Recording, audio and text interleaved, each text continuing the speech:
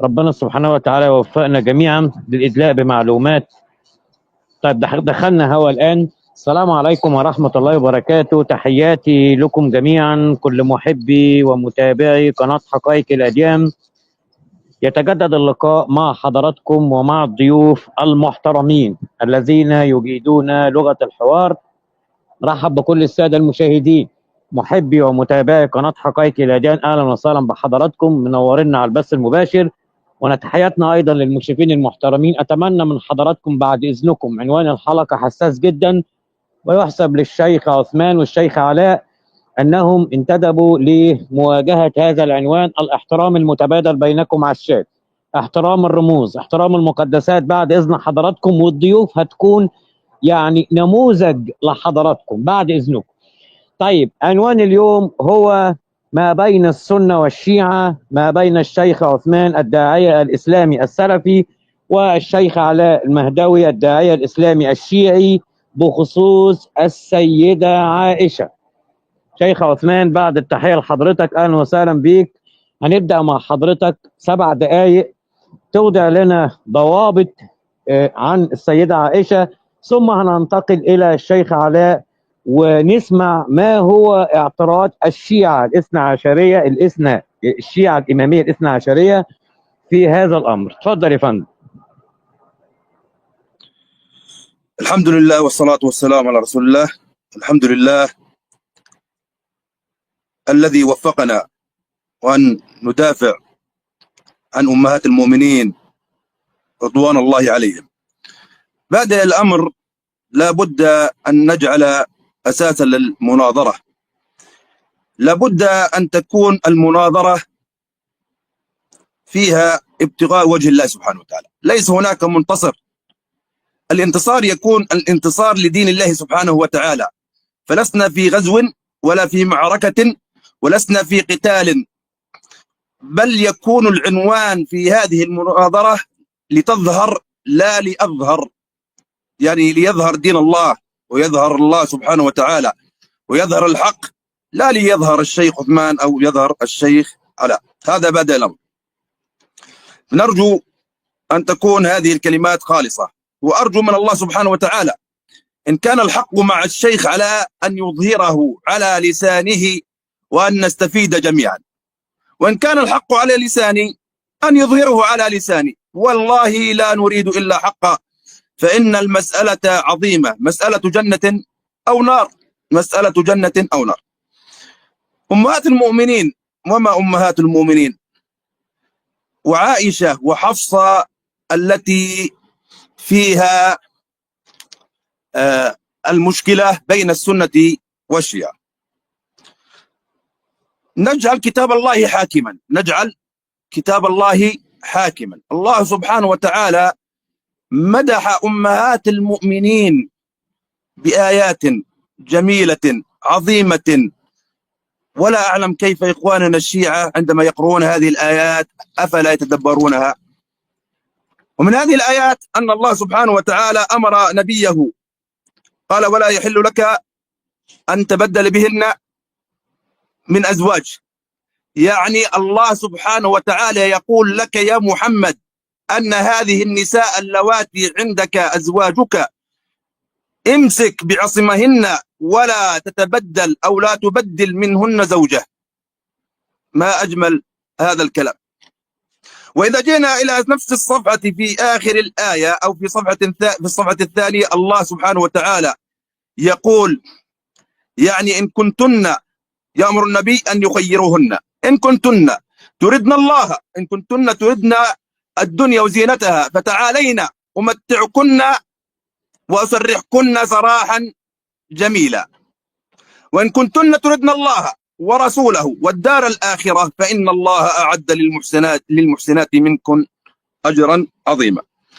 لو جينا إلى تفسير الميزان عند الشيخ علاء للطبطبائي فيقول: هذا من باب المقابلة، هذا من باب المقابلة، أي يا نساء النبي إن كنتن تردن الدنيا فلكن المتعة والنفقة والطلاق، ولكن إن كنتن تردن الله ورسوله والدار الآخرة فإن الله أعد للمحسنات منكن أجرا عظيما.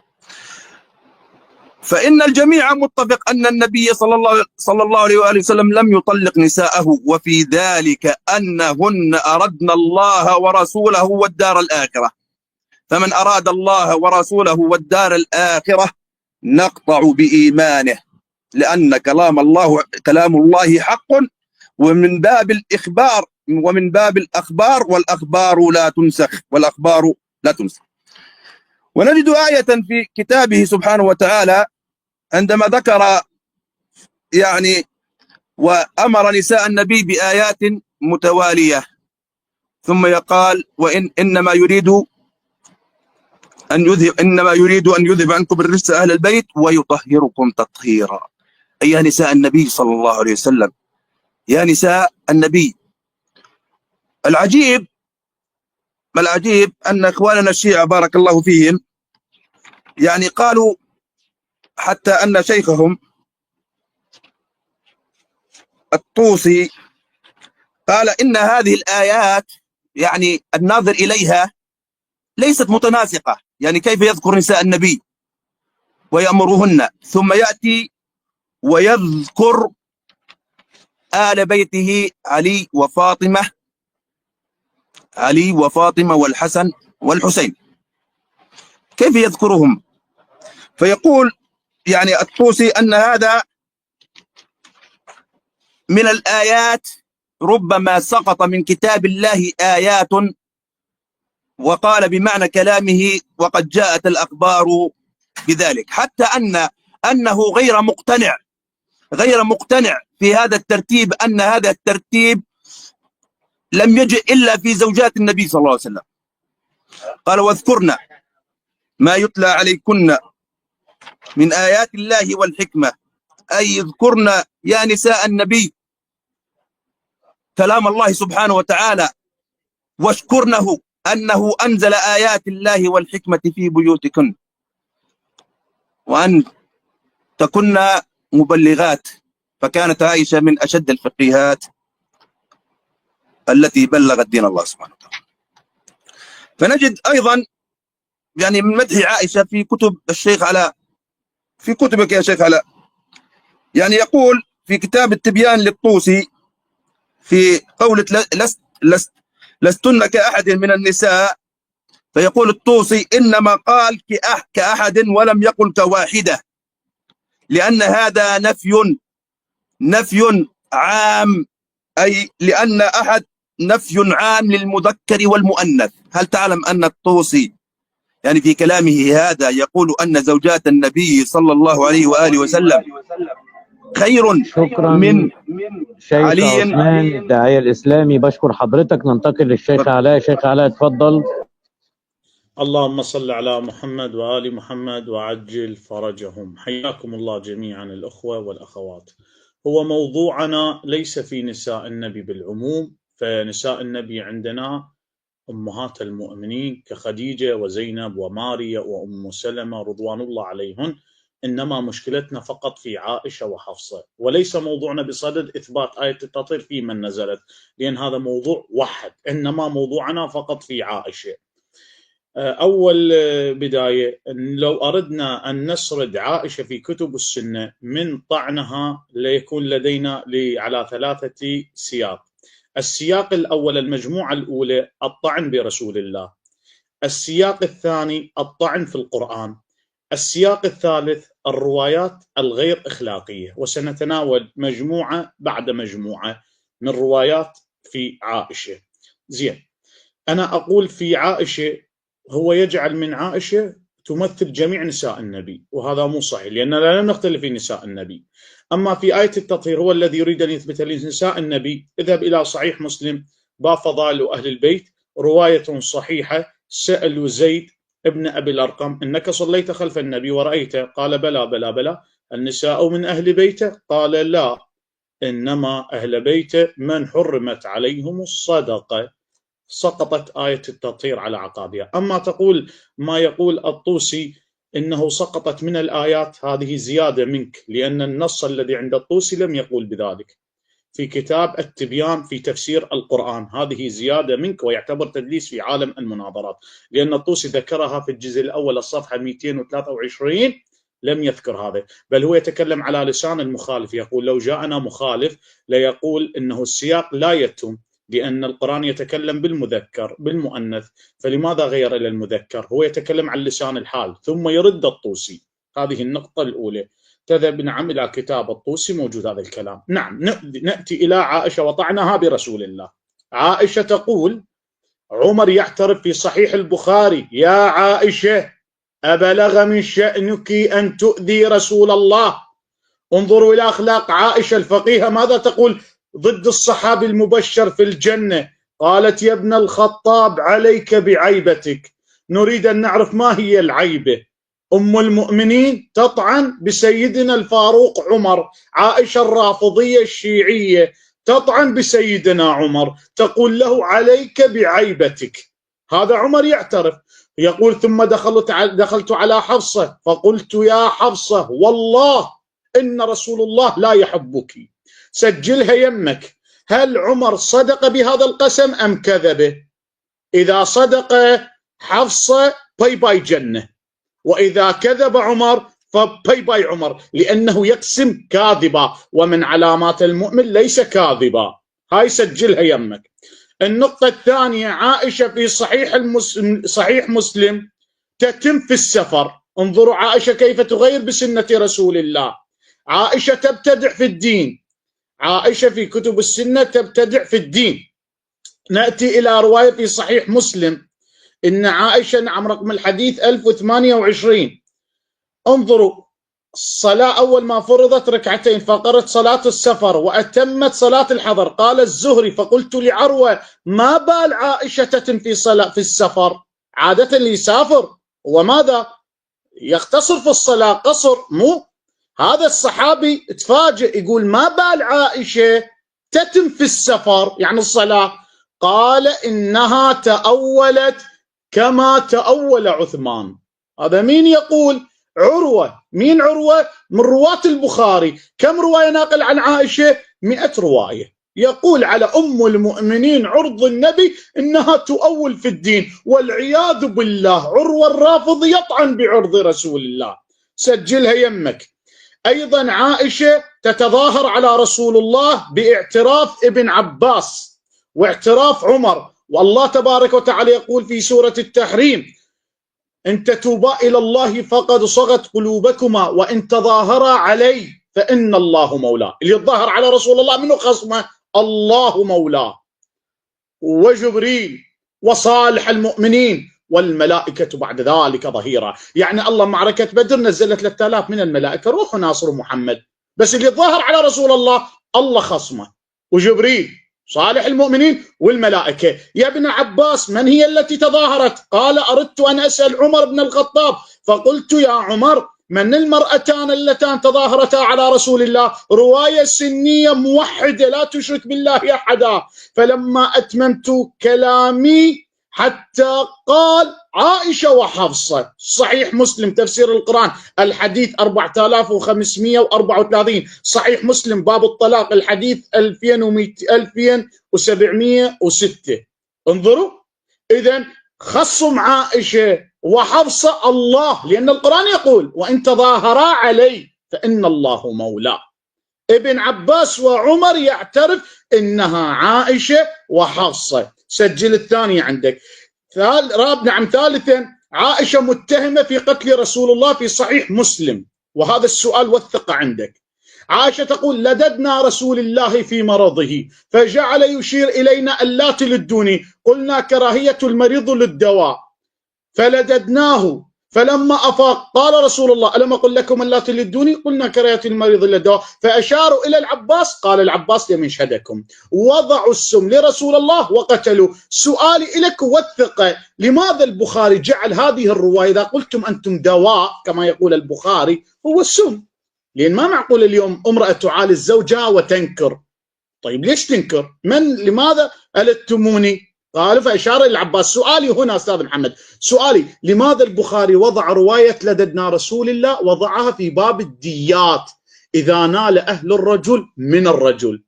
طيب ماذا نالوا من عائشة من رسول الله؟ وعائشة أعطت له علاج دواء تخاف عليه. ليش البخاري سماها إذا نال أهل الرجل من الرجل؟ والثقن وجاوب. طيب شكرا شيخ علاء. ننتقل إلى الشيخ عثمان. 5 دقائق شيخ عثمان، تفضل يا فندم.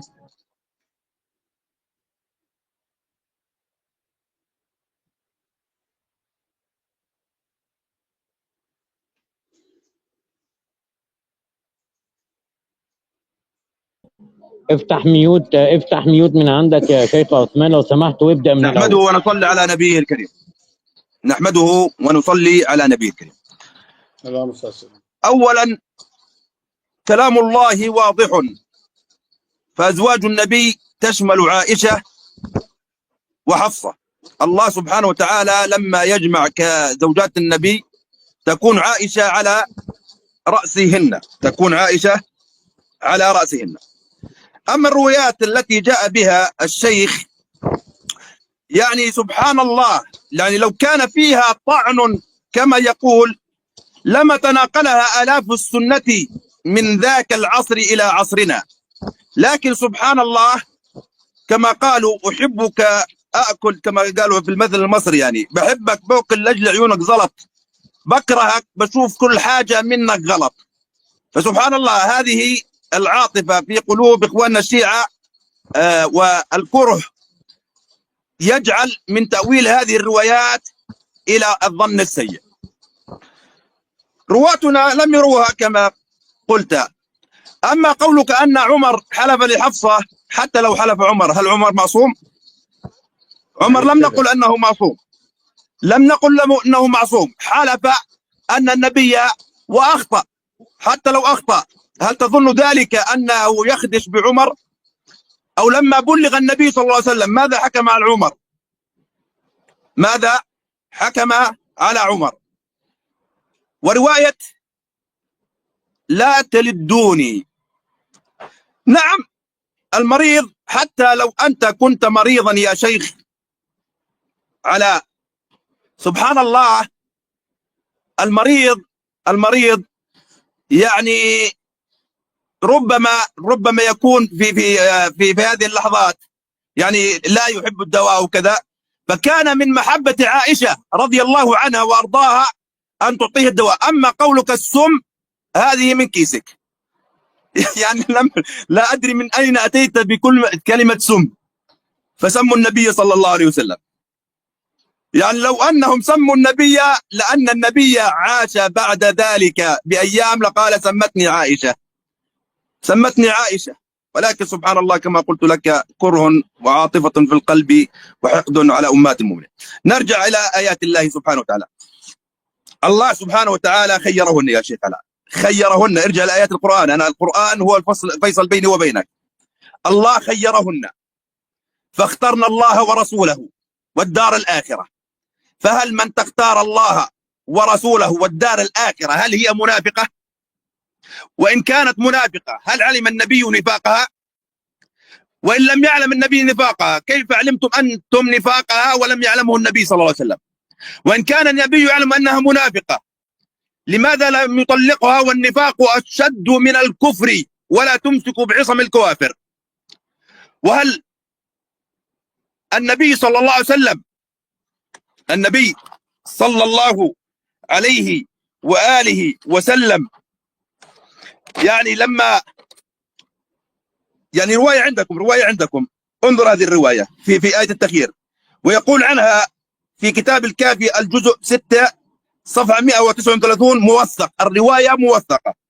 يقول عن يعقوب بن سالم عن محمد بن مسلم عن أبي عبد الله عليه السلام في الرجل إذا خير امرأته فقال إنما الخيرة لنا ليست لأحد وإنما خير رسول الله صلى الله عليه وسلم لمكان عائشة والله لمكان عائشة فاخترنا ولم يكن لهن أن يخترن غير الله ورسوله. يا سلام، طب هذا كلام والله كلام قطعي أنهن اخترن الله ورسوله. أيضا يقول في مرآة العقول يعني يفسر هذه الرواية قوله عليه السلام لمكان عائشة، أي أنما لم يطلقهن ابتداء بل خيرهن لأنه صلى الله عليه وآله وسلم كان يحب عائشة لحسنها وجمالها، لحسنها وجمالها. هذه الرواية في مرآة العقول. لكن نجد رواية أخرى، يعني مصيبة والله مصيبة عليكم أيها الشيعة. قال في رواية أخرى عندكم، قال في كتاب المهذب للقاضي ابن براج جزء 2 صفحة 180، قال: ولا ينبغي أن يتزوج المرأة لمالها أو لجمالها، إذ لم يكن اعتقادها مرضيا، ولم تكن كاملة العقل سديدة الرأي. وقال النبي صلى الله عليه وسلم، انظر ماذا قال النبي: مالها يطغيها وجمالها يرديها. وقال الصادق: من تزوج امرأة لجمالها أو لمالها حرم الله مالها وجمالها. يا الله، فهل النبي صلى الله عليه وسلم تزوج لحسن عائشة ومالها؟ نعوذ بالله. أيضا المعصوم عندك يحتج. خلي المداخلة تكون خلي الشق ده في المداخلة القادمة يا شيخ عثمان بعد إذن حضرتك، عشان ما نستغرقش وقت. 5 دقايق. اتفضل شيخ علاء. اتفضل يا فندم.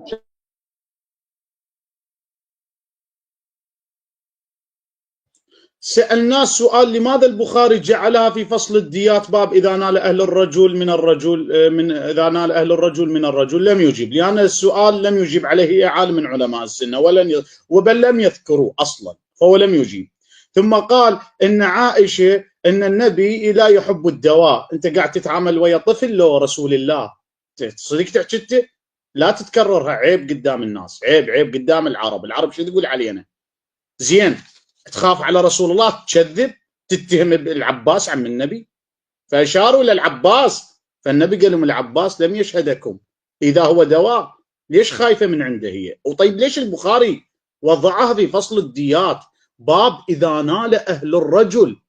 طيب ليش يطعنون بعائشة؟ مو هي غير مهتمة بيه وتخاف عليه؟ شلون البخاري سماها إذا نال أهل الرجل من الرجل؟ الله يا شيخ، وثق يا شيخ. هاي النقطة الأولى. النقطة الثانية، وماذا قال؟ قال الصحابة عندنا مو معصومين، يخطئون. أنت كلامك كلام علماء يخالفك. كتاب السنة للإمام بن يزيد الحلال ماذا يقول؟ رقم الحديث 378، حديث إسناده صحيح، جوة تنزل. سمعت بشر بن الحارث يقول: رفع الخطأ عن أبي بكر وعمر. يا شيخ أنت كلامك، أنا أتكلم بكلام الدليل علمي. تعال ناخذ لي هذا الكلام، رد علي، إسناده صحيح في كتاب السنة للإمام الخلال، رد علي. زين، عمر بن الخطاب يقول: والله أن رسول الله لا يحبك، ويقول على ابنته حفصة، يعني عمر، سيدنا عمر الفاروق، يكذب يا شيخ؟ سجلها وجاوب عليها. النقطة الثانية، ما هو ردك على ابن عباس؟ يقول: سألت على عمر تظاهر على رسول الله، لم تجب، فقط خطابات، تخطب جاي تعطي خطابات يا شيخ، أرجوك رد علمي، بارك الله فيك. هذه النقطة الأولى. 3 أسئلة لم يجيب عليها. عائشة تتمتم في السفر، المفروض تقتصر في الصلاة. صلاة الظهر 4 ركعات 2، عائشة سوتها 4. زين، ويقول عروة إنها تأولت كما تأول عثمان، ما سمعنا رد عليها. زين، نأتي إلى الملف الثاني. هذا الملف الأول ما جاوب عليه ولا سؤال، طيحات العيون الجاويد اللي يشاهدون من السنة والشيعة والمسيح. 2، عائشة تقول لخادمها: اكتب لي القرآن، فإذا وصلت إلى سورة البقرة، حاليا دخلنا عائشة والقرآن، إذا وصلت إلى سورة البقرة: حافظوا على الصلوات والصلاة الوسطى، قالت له: اكتب وصلاة العصر. قال: يا أم المؤمنين مكتوبة حافظوا على الصلوات وصلاة الوسطى. قالت: اكتب وصلاة العصر. والله سمعت النبي يقرأها هكذا. شيخنا، ما هو التحريف؟ الزيادة أو النقصان؟ عائشة تضيف لآية من آيات سورة البقرة كتاب، ها هو العياذ بالله يطعنون بالقرآن، رافض هؤلاء، نحن أهل القرآن والسنة، نحن أهل القرآن. شوف شلون قاعد يطعن بكتاب الله. عائشة جاي تطعن بالقرآن، تقول له ضيف والصلاة الوسطى وصلاة العصر، سمعت رسول الله يقول، سجلها. شنو هذا تسميه تحريف لو ماذا؟ عائشة تقول: سمعت رسول الله يقرأ هكذا. روايات الداجن سنن أبي داود يقول إسناده حسن. عائشة تقول: نزلت آيات ووضعتها تحت سريري، آيات الرضاع، فلما مات محمد تشاغلنا بموتي، فجاء داجن وأكل الآيات، يعني ماعز يعني ميعة، أكلت الآيات أكلت الآيات. يعني رب عندك لم يحفظ قرآنه من ماعز وهو القائل القرآن بسم الله الرحمن الرحيم لا يأتي الباطل من بين يديه ولا من خلفه وإن له لحافظون، والله عندك ما حافظ القرآن من ماعز. سجله. عائشة تخالف قوله تعالى وقرن في بيوتكن. علي بن أبي طالب في كتبك في كتاب الإمام والسياسة الجزء الأول صفحة 47 ينظر لعائشة إنها من أهل النار في كتبك والعياذ بالله. في كتبك إن نعم علي يرى عائشة من أهل النار. وين؟ قال يا عائشة ولعمر الذي حملك على المعصية إن خروجك علي لأعظم من قتلة عثمان. قتلة عثمان في كتب السنة من أهل النار، وعلي يرى إن خروج عائشة أعظم من قتلة عثمان. والله يقول وقرن في بيوتكن. وأم سلمة تقول يا علي لولا آية في كتاب الله لخرجت لنصرتك ضد عائشة. وين؟ وقرن في بيوتكن. الطعن الثاني. الطعن الثالث لا تتبرجن تبرج الجاهلية. يقول الإمام ابن كثير أي الخروج بالسيف، وعائشة خرجت بجيش كامل مسلح ضد علي بن أبي طالب. إذن عائشة لم تحترم القرآن، لا تحترم تبرجنا تبرج الجاهلية الأولى، ولا تحترم آيات الرضاع، تقول نزلت آيات الرضاع في القرآن، ولا تحترم وقرن في بيوتكن. بل أكثر من ذلك الله يقول يا أيها الذين آمنوا إلى أن يقول وإذا سألتموهن متاعا فاسألوهن من وراء حجاب. اللي يريد يطلب طعام عيشه من زوجة النبي يطلب من وراء حجاب، فكيف عائشة تتكلم عن أكرمة؟ هذه المداخلات. شكرا شيخ علاء. شكرا شيخ علاء. كمله خلي ياخذ الوقت. تفضل. كمله.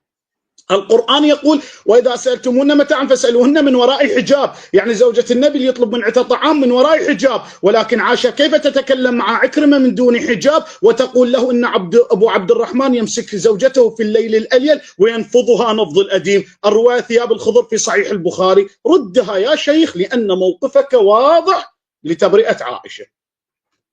طيب شكرا شيخ علاء. ننتقل بشكل سريع الى الشيخ عثمان. افتح ميوت اتفضل. 6 دقائق مع حضرتك شيخ عثمان اتفضل. نحمده ونصلي على نبيه الكريم. لا أعلم والله يا شيخ علاء لماذا تهرب من القرآن على أحاديث متشابهة يمكن تأويلها، يمكن أن نخرج منها بمخرج، لأن هذه الأحاديث كلها تؤول، ولكني جئتك بآيات محكمة. قلت لك أن عائشة من أزواج النبي والنبي لم يطلقهن، وجئت لك بحديث من الكافي يؤكد لك ما قلت لك في تخييرهن لمكان عائشة. لماذا يا شيخ علاء بارك الله فيك؟ أنا لا أريد والله انتصار لنفسي، أنا أريد أن يظهر الحق. لماذا تركت هذه الآيات؟ أنا أقول دعنا بالآيات، اتركنا بالآيات يا شيخ علاء، نخلص من الآيات ثم نأتي إلى هذه الأحاديث التي نؤولها نحن ولست أنت. أنت لا تؤول أحاديثنا، أنت لا تؤول أحاديثنا، نحن الذي نعرف هذه الأحاديث وأين قيلت وما الناس هو المسلوخ منها. قلت لك أن قاعدة عندنا نحن أهل السنة والجماعة وهي الجمع والترجيح، نجمع الأدلة التي تتكلم في موضوع واحد ثم نرجح الحكم. قلت لك أنت الذي تقول الشيخ عثمان لا يجيب. أتيتك لا يحل لك النساء لم تجب. أتيتك في آية التخيير والحديث الذي بالكافي لم تجب. أتيتك واذكرنا ما يتلى عليكن لم تجب. طيب سأجيبك يا شيخ على إن تظاهر عليه. طيب انظر يا شيخ علاء، انظر يا شيخ علاء. أول شيء يا شيخ علاء تفسيرها عندنا أن الله قال، هذا في تفسير ابن كثير، قال إن تتوبا إلى الله فإنه حدث منكما ما يوجب التوبة، أنكما مقبلتان فقد صغت قلوبكما لا كما يفسرها الشيعة أي مالت عن الحق والإسلام إلى الشرك، ولكن صغت قلوبكما إلى محبة ما حرم رسول الله على نفسه أي من تحريم مارية. هذا الذي يقال لنا القصة في مارية شيخ، ليست القصة كفر وإيمان بارك الله فيك. فنجد الرد عليك في نفس الآيات. انظر ماذا يقول الله تعالى، يقول عسى الله إن طلقهن أن يبدله أزواجا ايش؟ خيرا منكن. يعني أن الله قال لنساء النبي إذا أراد الله طلقتن من رسول الله وأبدله أزواجا خير منكن. ما صفات هذه الأزواج؟ مؤمنات وإلى آخره. فعندما لم يطلق النبي صلى الله عليه وسلم نساءه ثبتت جميع هذه الصفات، فالله يريد للنبي الخيرية وأبلغ الصفات، فإذا هذه الصفات ثبتت لهن. أيضا يا شيخ، هل تعلم أو حديث الديات يا شيخ بارك الله فيك. البخاري يعني يترجم فقهه في هذا الأبواب. أنت لا تعرف منهجية البخاري في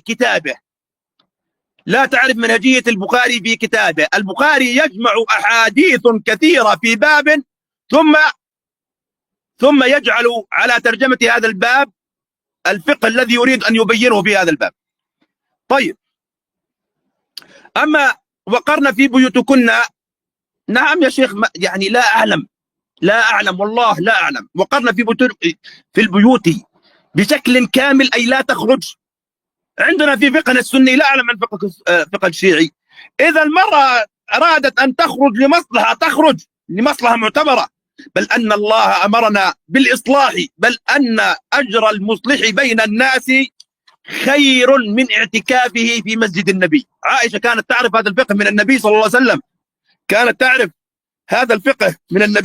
صلى الله عليه وسلم. فلذلك كما قلت لك،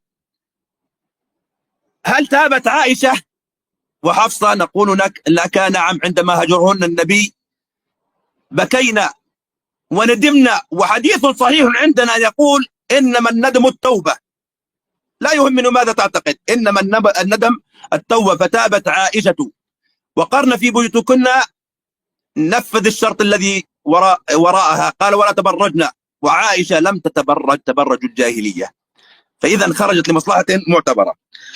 وأزيدك يا شيخ بارك الله فيك، الآن هل تعلم يا شيخ علاء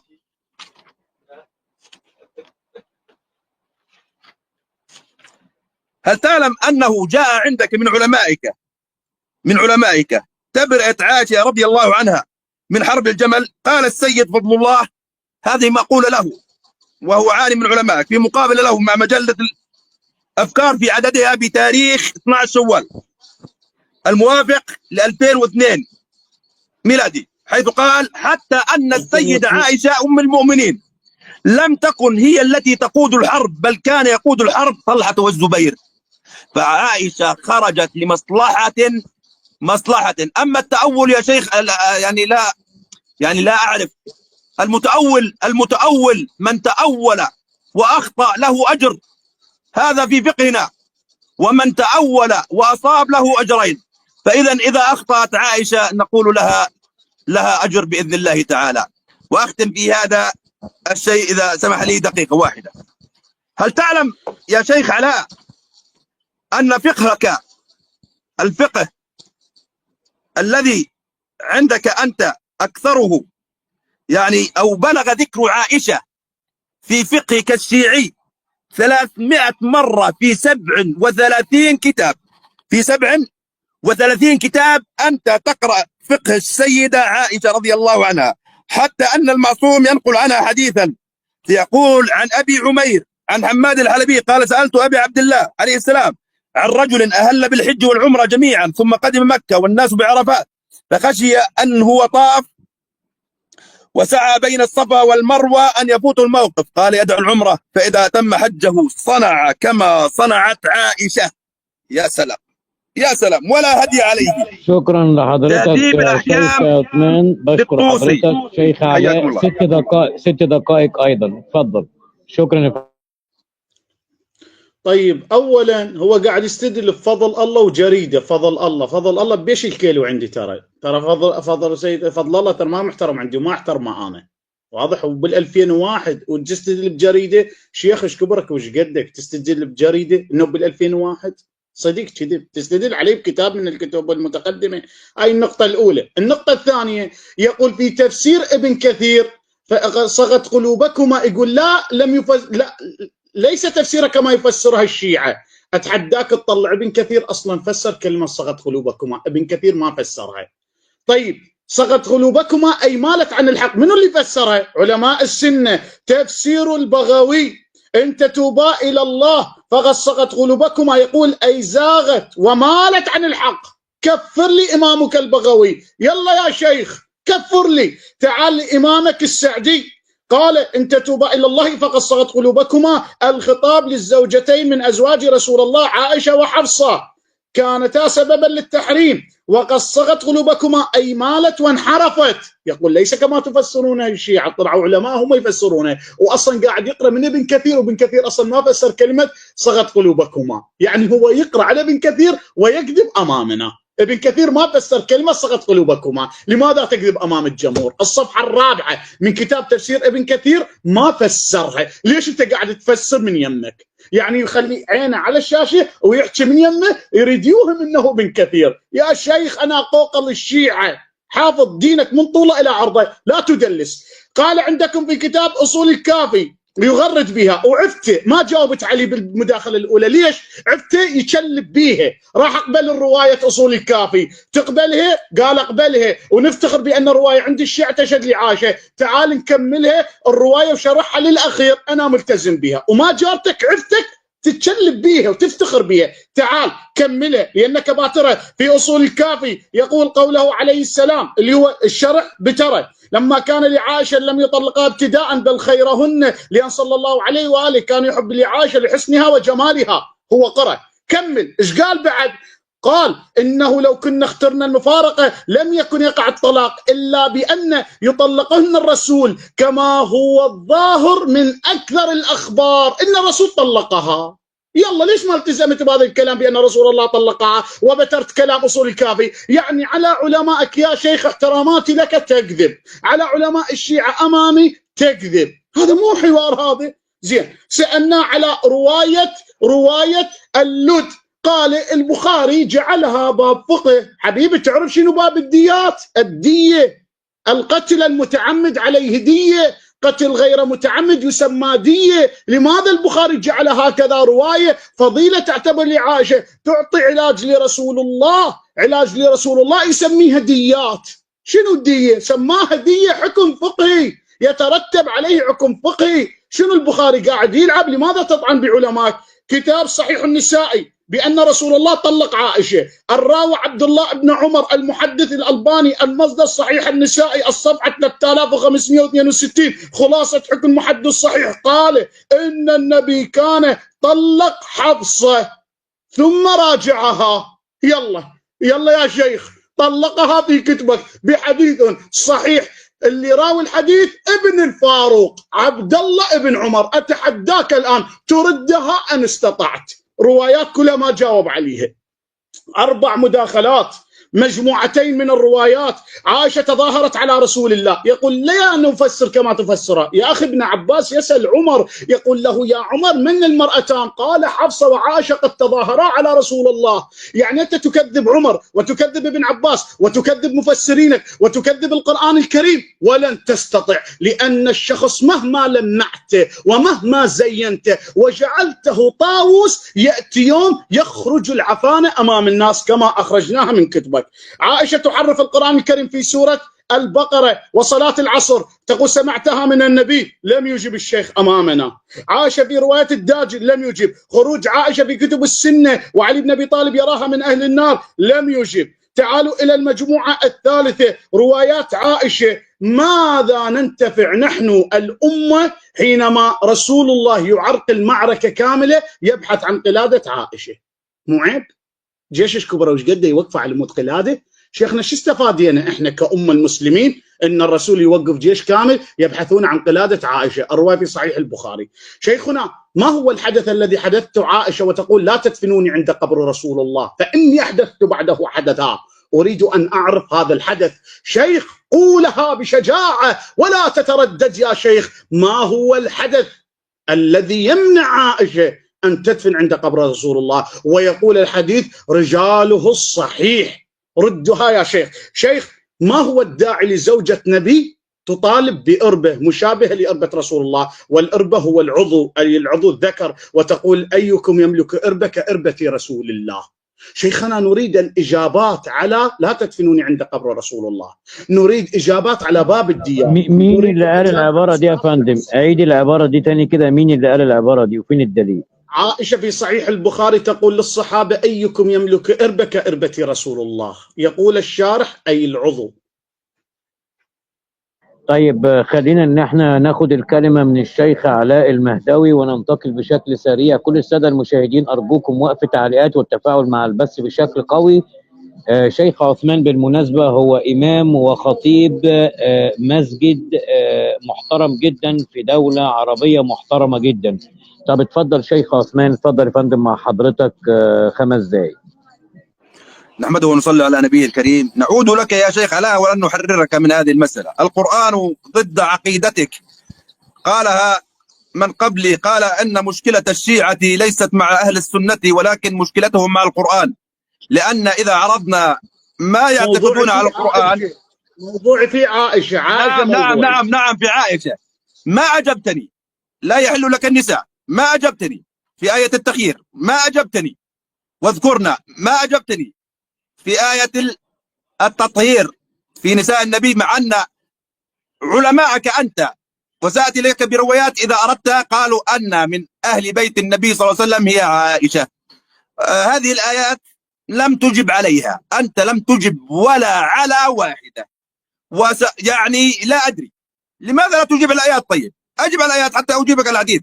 قلت لك الأحاديث متشابهة يا شيخ. أجب على المحكم. قرآن، هذا قرآن قال الله جل جلاله. لم تجب يا شيخ. أما قولك يا شيخ أنت لم تكمل في تفسير القرطبي. القرطبي يقول إن زاغت عن الحق لماذا في تحريم النبي صلى الله عليه وسلم. ما ذكرت القرطبي، أنا متى ذكرته؟ في التفسير الذي قلته. في التفسير الذي قلته البغوي. يلا كمل البغوي. أيضا في تفسير أهل السنة والجماعة.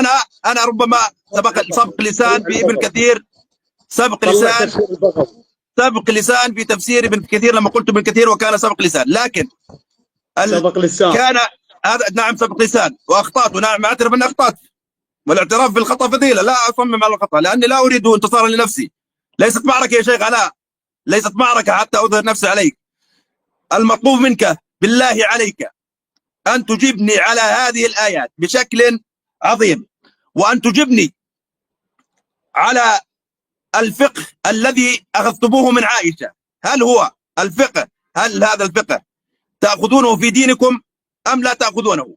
وقد ورد فقه عائشة في 37 كتاب عندك، 37، حتى أن المعصوم يحتج بفعل عائشة.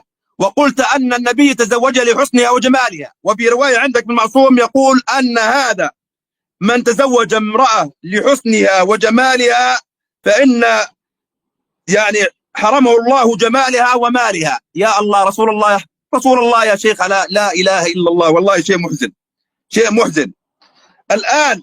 وورد عائشة كما قلت لك في 37 كتاب. أما قولك لا تلدوني يا شيخ، قلت لك هذه مجموعة أحاديث في ترجمة للبخاري يترجم فقهه فيها. أما قولك أنها سمته، هذه يا شيخ علاء يعني من كيسك، سامحني مع كامل الاحترام لك، سمته من كيسك، لأن النبي صلى الله عليه وسلم عاش بعد ذلك، وإلا النبي هل كان غائبا عن الوعي ولم يقل لهم؟ ولم تجبني هل علم النبي صلى الله عليه وسلم أن عائشة منافقة أم لم يعلم؟ ما أجبت، يعني الكل يشهد ما أجبت. قلت لك هل علم أن منافقة أو لم يعلم؟ إن كان يعلم أنها منافقة فلماذا لم يطلقها؟ والنفاق أشر من الكفر، ولا تمسكوا بعصم الكوافر.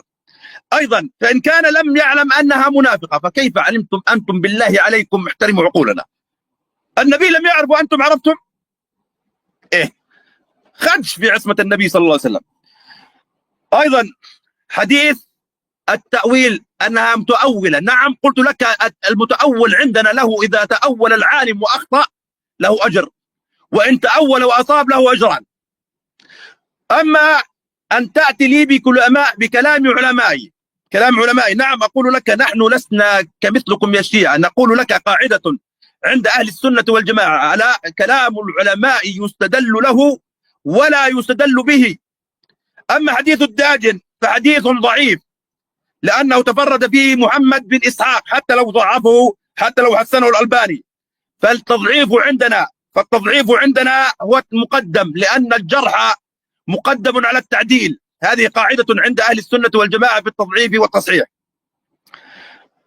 فهذا حديث إسناده ضعيف لتفرد ابن إسحاق. نعم. أما القراءة التفسيرية، وقت بهذا القراءة التفسيرية، عائشة كانت تقول لهذا الغلام تريد أن تكتب مصحفا لها تفسيريا، وهذا معروف عند الصحابة، معروف كانوا يكتبوا مصاحف تفسيرية لهم، وكان عند ابن عباس وكان عند أكثر من صحابي. وأقول لك أن عندنا نحن القرآن في الختمة الأخيرة التي ختمها جبريل مع النبي صلى الله عليه وسلم في آخر سنة، ختمتين. بعد جمع القرآن لم يكن هناك تحريف إطلاقا. طيب شكرا شيخ عثمان. معلش انا متاسف، انا مضطر ان انا ازود له كمان دقيقه، لان هو الشيخ علاء العباره واحنا كقناه بنلتزم بالمهنيه منعا للشبهات ومنعا للاشكاليات. فوجود حضرتك شيخ عثمان ايضا يعني للتصحيح والتوضيح، هو قال عباره ونسبها للسيده عائشة. طب اتفضل يا فندم، معاك دقيقه بعد اذن حضرتك. صحه هذه العباره وصحه هذه الروايه، اتفضل يا فندم.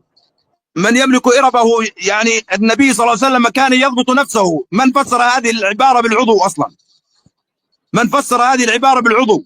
إربه يضبط نفسه وليس بالعضو. هذا العضو من كيسك يا شيخ علاء، سامحني. ابن حجر العسقلاني والإمام النووي فسره. يعني العبارة دي ملهاش أي علاقة بالعضو الذكري يا فندم. معلش أنا متأسف عشان بس نكون واضحين. ما لا نعم. طب ننتقل بشكل سريع إلى الشيخ علاء. شيخ علاء اتفضل. هو تفاعل معاك في العبارة ديت، قال لك لا تعني العضو الذكري يا فندم، فأنت جبتها منين يا شيخ علاء؟ اتفضل. ابن حجر العسقلاني يقول والإرب أي إرب أي العضو. ابن حجر يقول وإمامك النووي. أنت ما قارئ كتبك، أنا شنو ذنبي؟ هذا ابن حجر يقول. ثانيا إخواني، قال إن الصادق يحث على فقه عائشة ورددها مرتين، وهم عوف براحته. ليش؟ أعطي مساحة يفتخر بالرواية. شيخنا من وقتي أخذ دقيقة، ممكن تقرأ الرواية كاملة؟ أنت بترت الرواية، اقرأ رواية الإمام الصادق يلا من وقتي. شوف البتر وين بتر يا مقطع. ممكن طلع رواية الإمام الصادق من دقيقة من وقتي، اقراها كاملة. شيخ تسمعني؟ أسمعك. طلع رواية الإمام الصادق واقراها كاملة، تقول إن الصادق نعم. علمت عائشة، اقراها كاملة لا تبتر. عن ابن أبي عمير عن حماد الحلبي قال سألت أبا عبد الله عليه السلام عن رجل أهل بالحج والعمرة جميعا ثم قدم مكة والناس بعرفات، فخشي أن هو طاف وسعى بين الصفا والمروة أن يفوته الموقف، قال يدعو العمرة فإذا تم حجه صنع كما صنعت عائشة ولا هدي عليه. طيب ليش ولا هدي؟ ما الذي يقول يقول عليه الذي فعلته عائشة الذي أمر بها رسول الله، يعني رسول الله أمر عائشة بهذا الفعل، فالفقه فقه رسول الله وليس فقه عائشة. وضحت لك؟ هذا التدليس. غير تدليس منك. اقرأ الرواية بقى، يقول وهو الذي أمر به رسول الله. وين هذه؟ وين وردت الرواية؟ وين وردت؟ بس هاي الرواية في كتاب تهذيب الأحكام للطوسي جزء 5. نعم للطوسي هذا الجزء الخامس، واضح في زيادات في فقه الحج. شيخ لماذا تبترون بالروايات؟ لا أبتر الروايات، لا شيخي لماذا؟ شيخي لماذا؟ يا شيخ علاء أريد منك الآن حتى نظهر الحق للشيعة.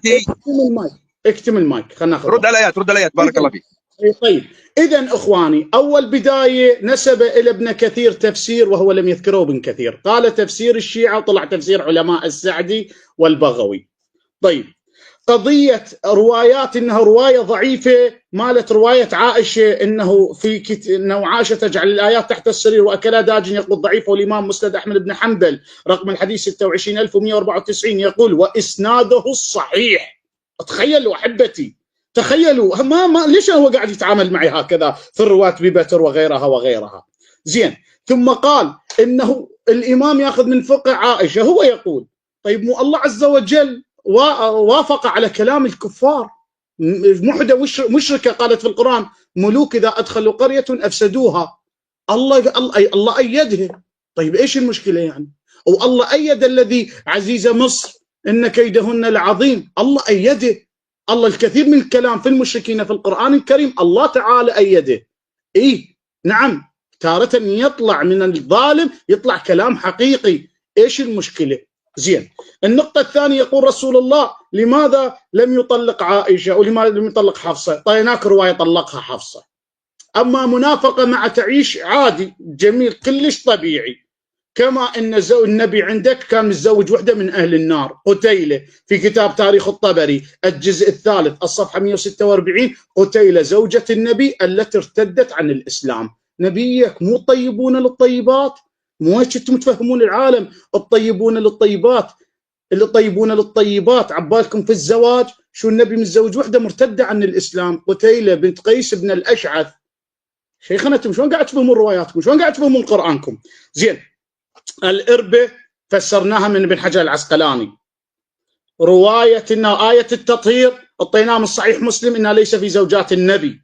زين، رواية الإمام الصادق بيناها، يعني ماكو شيء احنا ما خرجنا من عند احترامه تدليس. زين، الحدث ما أخبرتنا عن الحدث. عائشة تقول لا تدفنوني عند قبر محمد فإني أحدثت بعده حدثا، إسناده صحيح. شيخ أجب، ما هو الحدث الذي فعلته عائشة؟ أكثر من ذلك، عائشة توصف عضو رسول الله بالبعير، تقول له يا محمد إذا نزلت بشجرة لم يؤخذ منها وشجرة قد أخذ منها، التي لم يؤخذ منها يعني بنت باكر تصف الشجرة، والتي أخذ منها يعني امرأة أخذ منها. أين ترتع بعيرك؟ وين تخلي بعيرك؟ والعياذ بالله، لأن الباب اسمه باب الإبكار.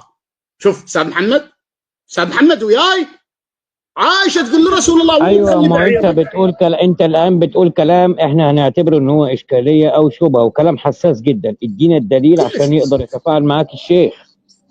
روايه في صحيح مسلم اسناده صحيح، عنوان الروايه باب الابكار، الكل يكتب اين ترتع بعيرك، راح تطلع لك الروايه. هو باب الابكار، تقول له لو نزلت عند شجره قد اكل منها، اي امراه قد أخذ منها، وشجرة لم يؤكل منها أي باكر، أين ترتع بعيرك؟ يقول في الذي لم يؤكل منها، يعني صلى الله عليه وسلم كان يحب البواكر والعياذ بالله. شلون يطعنون برسول الله؟ هاي وين؟ في كتب السنة. أستاذ محمد إلزمة، ما هو الحدث الذي فعلته عائشة؟ إلزمة بروايات عائشة. لماذا خلي كل مداخلة سؤال عشان نقدر نلزم الشيخ عثمان ونلزم حضرتك ايضا. خلي كل مداخلة سؤال واحد. اريد سؤال ينهذني، ما هو الحدث الذي فعلته عائشة؟ وعائشة ليش تقول لرسول الله اين ترتع بعيرك؟ دي شنو البعير تقصد عليه؟ طيب شكرا شيخ علاء. ننتقل للشيخ عثمان. شيخ عثمان، في سؤال انت اختار، في سؤالين اختار منهم سؤال، وانت ايضا حقك انت تسال سؤال للشيخ علاء وملزوم ان هو يجاوبك بيه. اتفضل شيخ عثمان، افتح.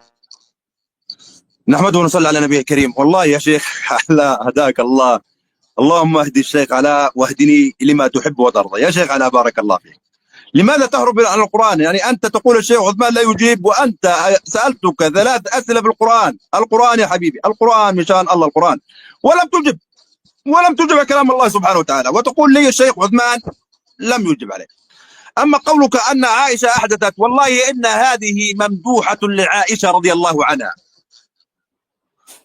ممدوحة، لأن الله وصف أهل الإيمان بأنهم خائفون وجلون من لقاء الله سبحانه وتعالى، خائفون أن لا يقبل الله منهم أعمالا، خائفون.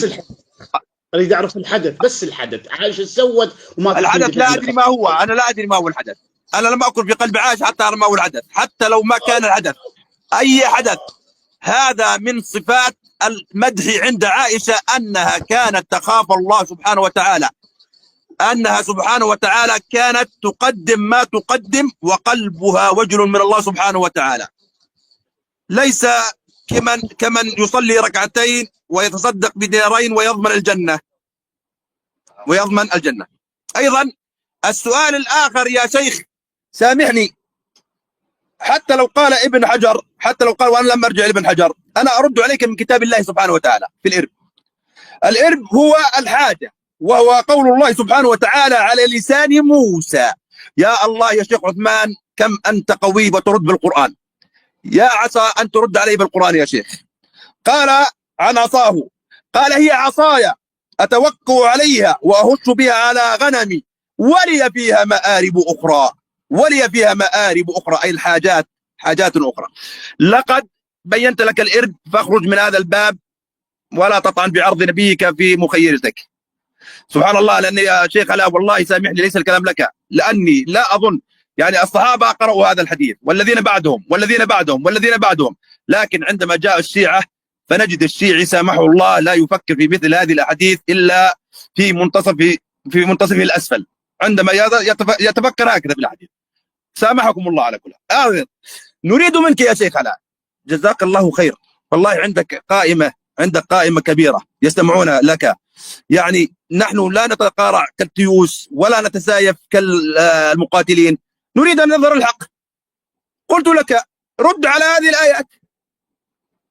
الكافي يقول أنه حديث موفق لمكانة عائشة. ما هي المكانة التي كانت لعائشة عند رسول الله صلى الله عليه وسلم؟ ما هي المكانة؟ هل هي منافقة؟ إن كانت منافقة هل علم النبي بنفاقها؟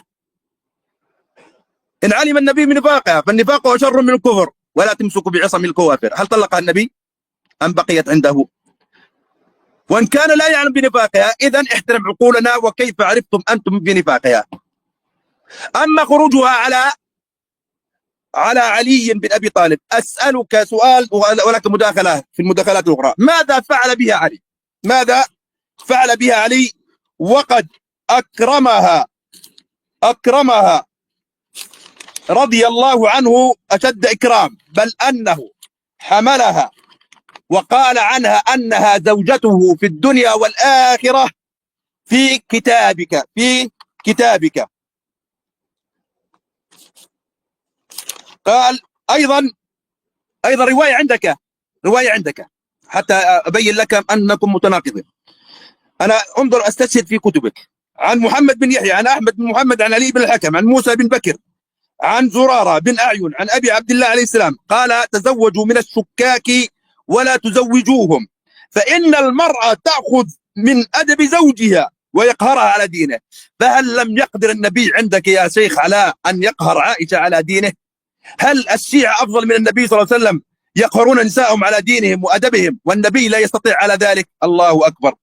وأي طعن في رسول الله مثل هذا الطعن، وأي طعن في رسول الله مثل هذا الطعن.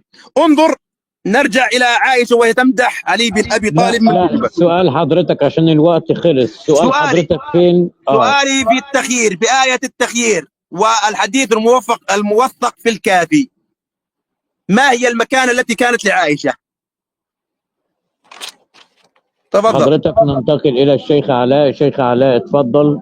شيخ علاء لو أنت تسمعني تفضل. أستاذ محمد جاوبت أنا على المكانة، وهو نفسي تأصول الكافي شارح جوه إنه النبي كانت، هو يسأل يقول وكانت لها مكانة عائشة عند رسول الله، وجوه يشرح يقول وأن رسول الله قد طلق عائشة كما في الأخبار. طيب وهو جاوبك كمان وقال لك موضوع الحدث اللي أنت سألت عليه وما كانش يعرف، هل أنت تعرف إيه هو؟ راح آخذ الوقت أنا جاوب أعرف. أستاذ محمد أنا حاليا منصدم بمن؟ أستاذ محمد سألته على الإربة قال الإربة يا علاء الحاجة. حبيبي الإربة جاءت في القرآن ب5 معاني. سيدي الفاضل أنت ليش جاي تخليني أي إنسان مضيع من وقتي وتعبان ما نايم أنا وقت نوميات؟ يقول لي الإربة الحاجة. في الآية التي ذكرتها مال موسى في الحاجة. زين ماذا تفسر الإربة في قوله تعالى؟ شوفوا في القرآن الكريم ما قاعد يعرف. الله يقول أو التابعين غير أولي الإربة من الرجال. يا هم أولي الإربة من الرجال اللي ما عندهم ذكر، خصي الإربة في هاي الآية جاءت بمعنى العضو، على العضو الجنسي. جايب لي مان موسى يريد يستر على عائشة، يجيب آية ثانية. صدق يحكي هذا. الإربة جاءت في القرآن الكريم بثلاثة معاني أو بأربعة معاني. تارة تأتي بمعنى الحاجة، وتارة تأتي بمعنى الطلب، وتارة تأتي بمعنى العضو الجنسي. الله يقول في صريح القرآن: أو التابعين غير أولي الإربة من الرجال. شنو غير أولي الإربة؟ والله شنو؟ الطلب من الرجال أو الحاجة من الرجال. شيخ قاعد شو يسوي؟ ثاني شيء حديث النبي واضح، حديث عائشة تقول إن النبي كان يباشرنا ونحن على حيض، وقلت أيكم يملك إربة؟ معناته ياهو اللي عنده حاجة كحاجة رسول الله. شلون تفسيره يصير هاي؟ شيخنا أرجوك ارحم حالك. شيخنا الآن السن مطقطق رأسه، قاعد شو تسوي أنت؟ قاعد شو؟ أتحدى أمام الجمهور وسأعلن التسنن الآن. هو هذا ذبة الحوار. إذا جاء بتفسير الحديث أيكم يملك إربة، أيكم عنده طلب أو حاجة بهذا المعنى، أتحدى الآن يطلعه وإلى المداخلات كلها، إلى المداخلات كلها. لماذا؟ قاعد يدلس. يعني القرآن واضح يقول غير أولي الإربة، غير أولي الإربة. الإربة أي العضو، اللي هذا حكم قرآني. الما عنده عضو خصي يحق ينظر إلى للمرأة في نص قرآني لأن ما عنده شهوة. والحديث النبوي عندك واضح ان رسول الله كان يباشرنا ونحن على حيض، السياق واضح. وقلت ايكم يملك إربة كإربة رسول الله. يعني شيخنا قاعد تكذب امام الجمهور، عيب والله عيب. يعني احنا مناظره ساعه صار لنا طلعت عليك خمسه تدليسات في كتب السنه والشيعه. شيخنا شقار انت. وللعلم والله كنت في مجلس اقرا المولاتي زينب، لا فاتح كتاب ولا شيء، وانا هذا وقت نومي تعبان، واستحيت من استاذ محمد ما اجلتين كلش تعبان، فجاي احاورك وانا تعبان، وشوف ايش سويت بحالك وما عندك اي رد علمي. زين، سالنا على الإربة نعيد. شيخنا عليك ان توضح للجمهور وتعتذر. عائشه تقول ايكم يملك إربة، هل بمعنى ايكم عنده حاجه؟ هذا سؤالي وهذا طلبي واضح. اخذ من وقتي واشرح لنا هذا الحديث، مو اي حاجه، لا تدلس على الجمهور. اما سؤالك اجبت عليه، جواب اصول الكافي، شرح الحديث وقال ان رسول الله طلق عائشه. اما انت تقول في القران، وين سالتك في القران؟ هو هذا سؤالك وصار ساعه اجاوبه، وانا سالتك من بديت الى الان ما جاوبتني ولا على سؤال. عائشه الصلاه، انت تقول عائشه تؤول او تجتهد، هي الاجتهاد في الامور الظنيه. من واحد يسافر ويصلي صلاة القصر، هذا حكم يقيني، يعني كل مسلم يعرفه، هذا مو حكم ظني، لا يجوز فيه الاجتهاد. الاجتهاد عندكم في الأمور الظنية اللي ما واضحة، اللي مبهمة، التي ليس لها أصول. أما في السفر تقصر الصلاة تصير قصر، هذا حكم يقيني لا يجوز فيه الاجتهاد، كما يقول محمد ناصر الدين الألباني وكما يقول ابن عثيمين في كتاب العقيدة التدمرية. وإن الذي لازم في الحكم الفقهي في اليقين يقينا يبقى على يقين لا اجتهادا به، وإنما الاجتهاد في الحكم الظني. ووافقه على ذلك الإمام النووي في الجزء السادس. شيخنا أنا أعلمك دينك، هذا مخجل، هذا عيب أمام الجمهور. أعيد طلبي وما راح أقرأ ولا رواية ولا راح أسأل أي سؤال. الإربة التي فسرتها الحاجة، أتحداك تطلع لي عالم واحد مع الجزء والصفحة أيكم يملك إربة كإربة رسول الله بمعنى حاجة. اتفضل أخذ المايك. يا شيخ علاء بارك الله فيك. طيب خلينا نشكر الشيخ علاء، بس هننبه بس على امر معين. عنوان الحلقه احنا قايلين من قبل انه حساس جدا جدا جدا. يحسب طبعا للشيخ عثمان ان هو قبل هذا العنوان، والاشكاليات التي تطرح الان من الشيخ علاء يا شيخ عثمان هو بيعبر عن اغلبيه الشيعه، فحضرتك جدير بالتفاعل لانه هو مصر بالاستدلال على المعنى في لفظ الإربة أنها تعني العضو الذكري. وايضا هو اشار الى، وعلى فكره بالمناسبه انا اسف انا بكرر بس وجود حضرتك يا فندم للتصحيح والتوضيح ان سيدنا محمد صلوات ربي عليه وسلم تسليما كثيرا كان يعاشر الزوجات وهم على الحيض.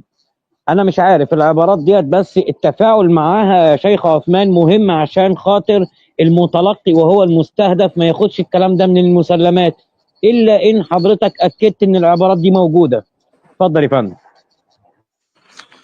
طيب نحمده ونصلي على نبيه الكريم صلى الله عليه وآله وسلم. يقول الشيخ علاء: ورد لفظ الإرب بثلاث معان، فلماذا يا شيخ علاء اخترت هذا المعنى من دون غيره من المعاني؟ إذن لماذا اخترت هذا المعنى؟ لماذا اخترت هذا المعنى من دون المعاني؟ لا، أنت قلت له ثلاث معاني، قلت له ثلاث معاني، نحن نقول أنها الحاجة، فإذا كان اختياره فهذا اختياره.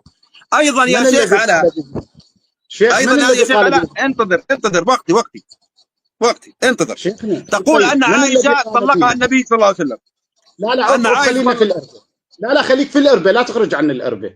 اتحداك. انا قلت لك ثلاثه. اتحداك امام العالم اذا طلعت شرح الحديث الاربه الحادية. طلع لي شرح الحديث، اقرا شرح الحديث كله. أليس وقتي هذا؟ محمد الازمه بالموضوع، ليش هو اكيد هيتفاعل. معلش يا شيخ علاء اعمل ميوت لو سمحت. هيجاوب يا فندم، بعد اذنك اعمل ميوت. اتفضل شيخ عثمان.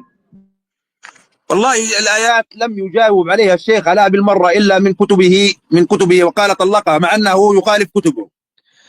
يقول آية الله المدرسي أن الإمام علي أكرم عائشة بعد حرب الجمل.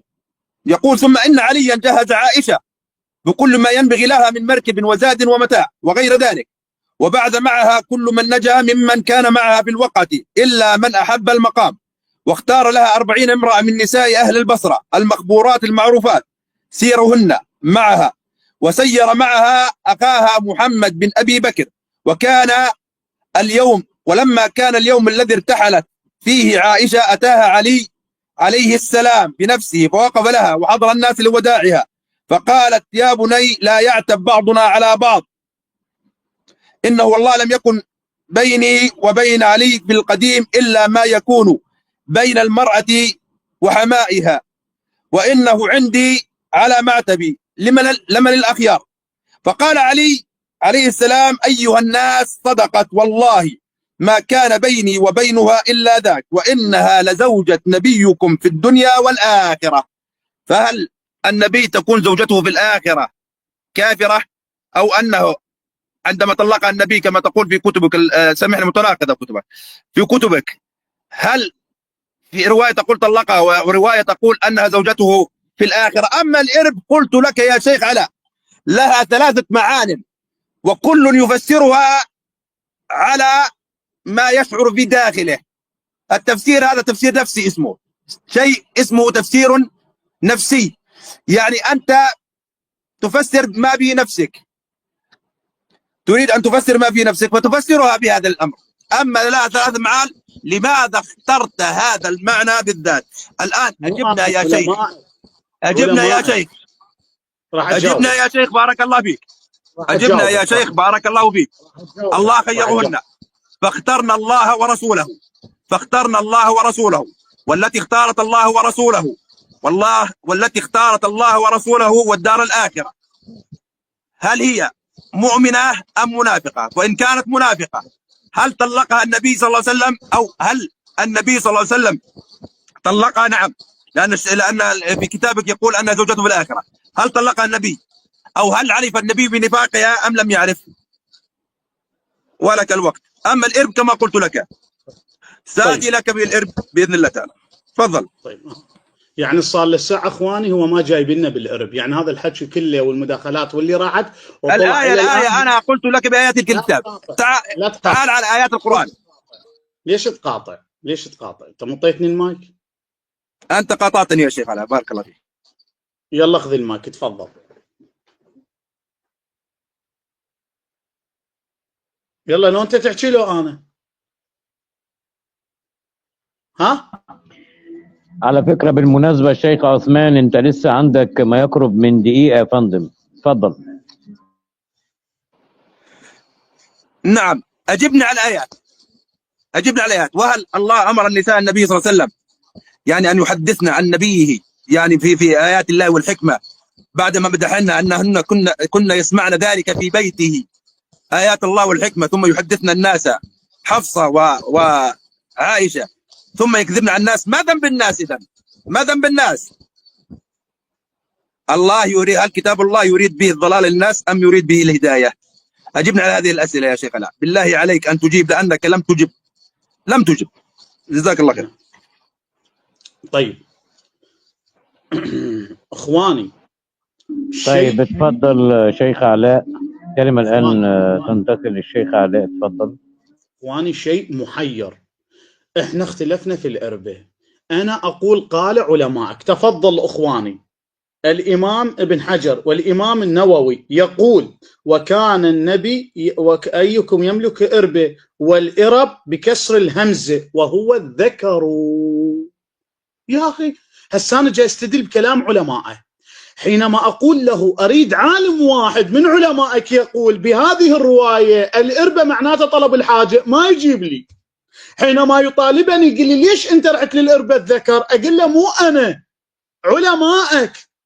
طيب أنا أتحداك، أقول لك يا شيخ أتحداك، عندك علماء كثر، أريد واحد يقول الإربة في حديث أيكم يملك إربة بمعنى الحاجة. سكتني، سكر ملفي ولن يسكر. تريد مني دليل من كتب السنة؟ الإربة عائشة تطالب بعضو كعضو صلى الله عليه وسلم، جئت لك بالشرح. زين، أنت قلت الحاجة.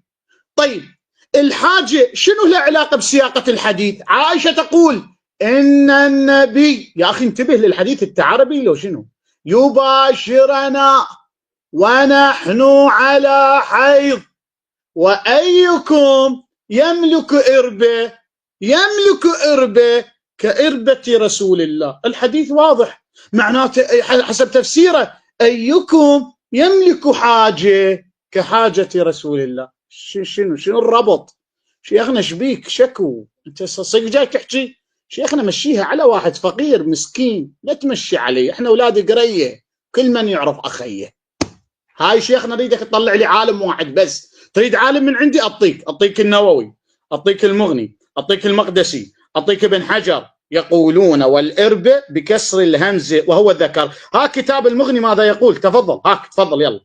يقول هاك كتاب المغني للإمام الصالح الحنبلي يقول والإربة أي الذكر، والذي لا إرب له أي لا ذكر له وهو المخنث.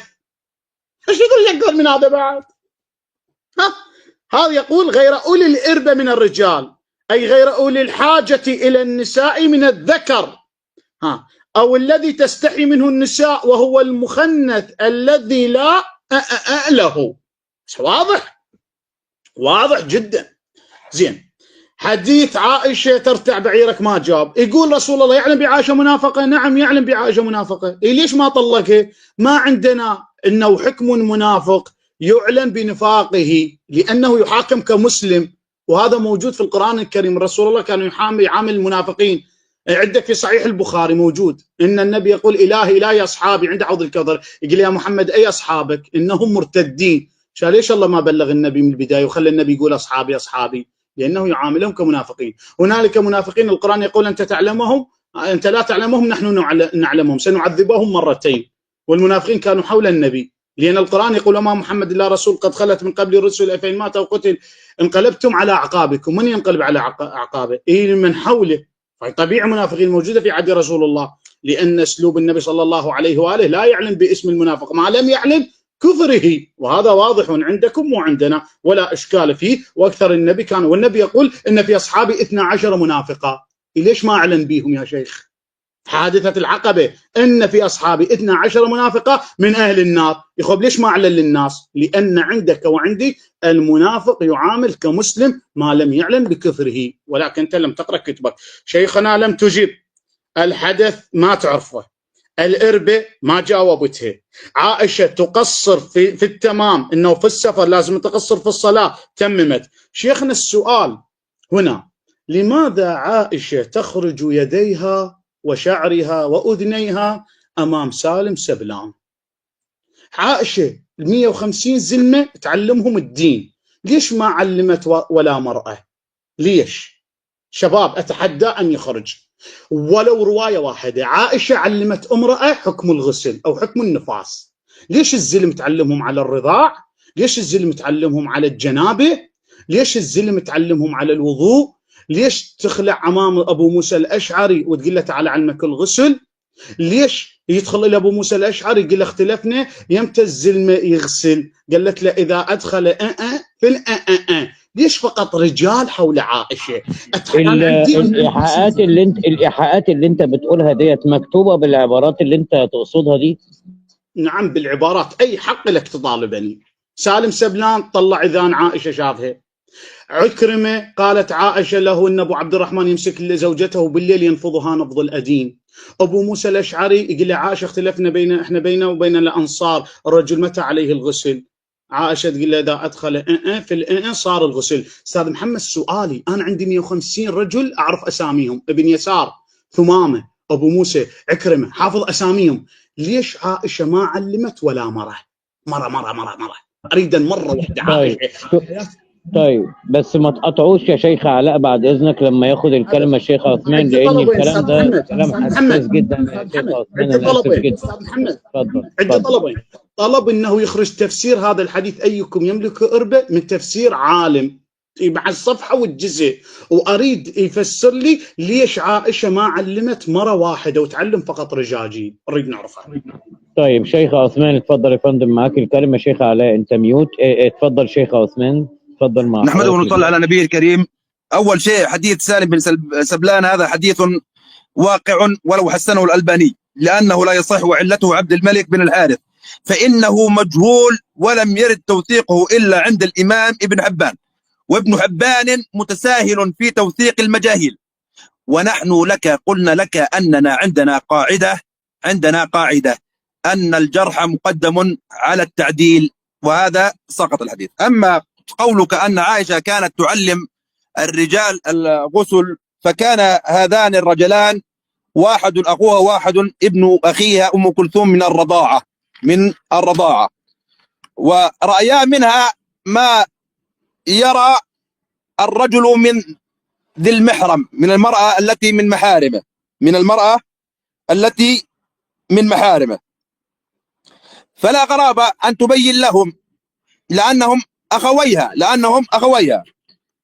يعني ولو جئنا يعني عندكم أنتم تقول كيف عائشة تغتسل أمام محارمها، أنتم في كتبكم أي في فقهكم قال وقد جاء في كتب الرافضة أي حد عورة المرأة عند محارمها في استراءة النجاة. سؤال: ما هي حدود عورة المرأة بالنسبة لمحارمها؟ قال الخوئي يقول القبل والدبر. الله أكبر. وكذا من السرة إلى الركبتين على الأحوط. ما شاء الله للتبريزي. يعني المرأة يعني تظهر أمام أخيها بس تخفي الدبر والقبل. ما شاء الله. طيب، وجاء قال البحراني في الصحيح، انظر تقول أن عائشة تغتسل هذا. البحراني في الصحيح عن المعصوم الذي تسمونه معصوما، قال في الصحيح عن أبي عبد الله عليه السلام عن رجل ينكح الجارية من جواريه ومعه في البيت من يرى ذلك ويسمع. قال لا بأس. زائد 18 فيلم.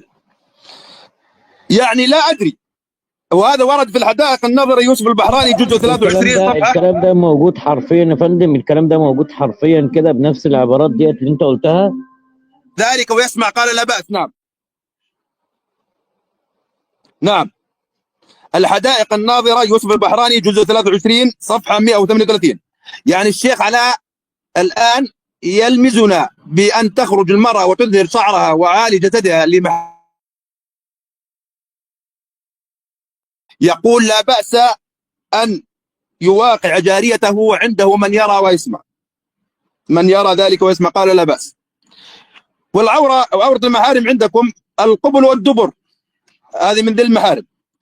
أيضا يا شيخ، لو جئنا إلى معاجم اللغة العربية، لو جئنا إلى معاجم اللغة العربية، هل تعلم أن الإرب بفتح الهمزة، بفتح الهمزة، انتظر قليلا. طيب، لها معان كثيرة. لو أردت أن أذكر لك لم أذكر لك العضو إلا بهذا القول، عندما قال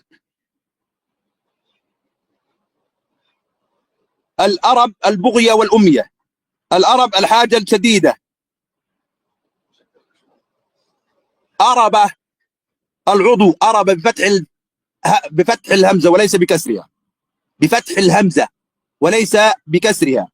أرب شح وحرس، أرب الشيء أربه، أربه وفره وكمله. شوف قديش معنى، يا سلام، اللغة العربية موسعة. أرب جمع أربة. قال أرب احتاج وافتقر، أرب قوى واستعان، أرب بماله بخل به، أرب الدار الحديث شرح الحديث. أنا أقول لك معاني الإرب، معاني الإرب يا شيخ علاء، معاني الإرب. الحديث هو ليش قاعد يتهرب من شرح الحديث؟ اشرح لنا الحديث نفسه، تطلع لي عالم اشرح الحديث. احنا جاي نتناول حديث استاذ محمد، ما جاي نتناول بالعموم الإربة، عندنا قيد وهو حديث. خلي يطلع لي الشرع عالم للحديث، قاعد يتناول الإربة بصورة عامة.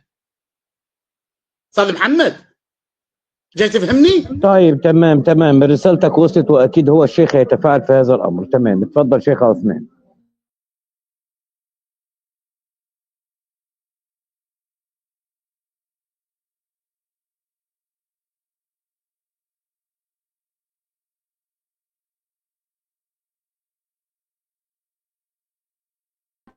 يا شيخ عثمان انت عامل ميوت. يا شيخ عثمان فك ميوت بعد اذن حضرتك يا فندم. طيب، أنا لا أحب أن أقاطع صراحة، يعني أضع ميوت عندما يتكلم الشيخ علاء. الآن قلنا أن الشيخ علاء يقول أن عائشة اغتسلت أمام أخواها بالرضاعة، وكانت مضر رأسها وعالي جسدها كما يقول النووي، وهذا مما يجوز إظهاره لذي المحرم. عندهم أنه يجوز للمرأة أن تخفي القبل والدبر أمام ذي المحرم فقط، وقالوا من السرة إلى الركبة على الأحوط، وهذا في كتبهم. وقول المعصوم أنه يجوز للرجل أن يباشر الجارية أي يجامعها وعنده من يرى ويسمع. قال لا بأس بذلك. قال اشرح حديث لا بأس. حديث الإربة، اشرح حديث الإربة يا أخي. رابع مداخلة، اشرح حديث الإربة. عندما ترد على الآية، عندما ترد على الآية لماذا تهرب منها؟ تهربت من 3 آيات، لماذا تهربت من الآيات؟ ثواني، خليني أنا أقول حاجة بعد إذن حضراتكم.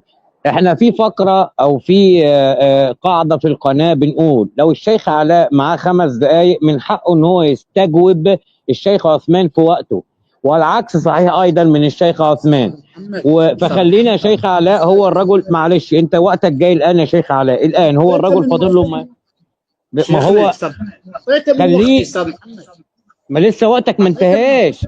الوقت هيجي لك انت الان، اصبر ما يقرب من 45 ثانية والوقت هينتقل لك، من حقك ان انت تستجوبه في وقتك انت. كمل يا شيخ عثمان. انا انهيت. من كان بيته من حجارة فلا يقذف الناس، من كان بيته من زجاج فلا يقذف الناس بالحجارة. المعصوم عندك يقول لا بأس أن ينظر إلى جاريته وهو يجامعها، قال لا بأس بذلك. والعورة عندكم مثل المحارم، إن كانت عائشة أظهرت أمام محارمها الرأس والكتفين، فالعورة عندكم القبل والدبر، وهذا الذي عندي. طيب شكرا شيخ عثمان. اتفضل شيخ علاء. اخواني سألت على الإربة بقيد، ما هو القيد؟ النص في الرواية. اريد عالم يجي لي، صار له ساعة يدور والله ما يلقى. اتحداك شيخ تطلع لي الرواية وتطلع لي اسم العالم وشنو حكى على الرواية مع الجزء والصفحة شيخ.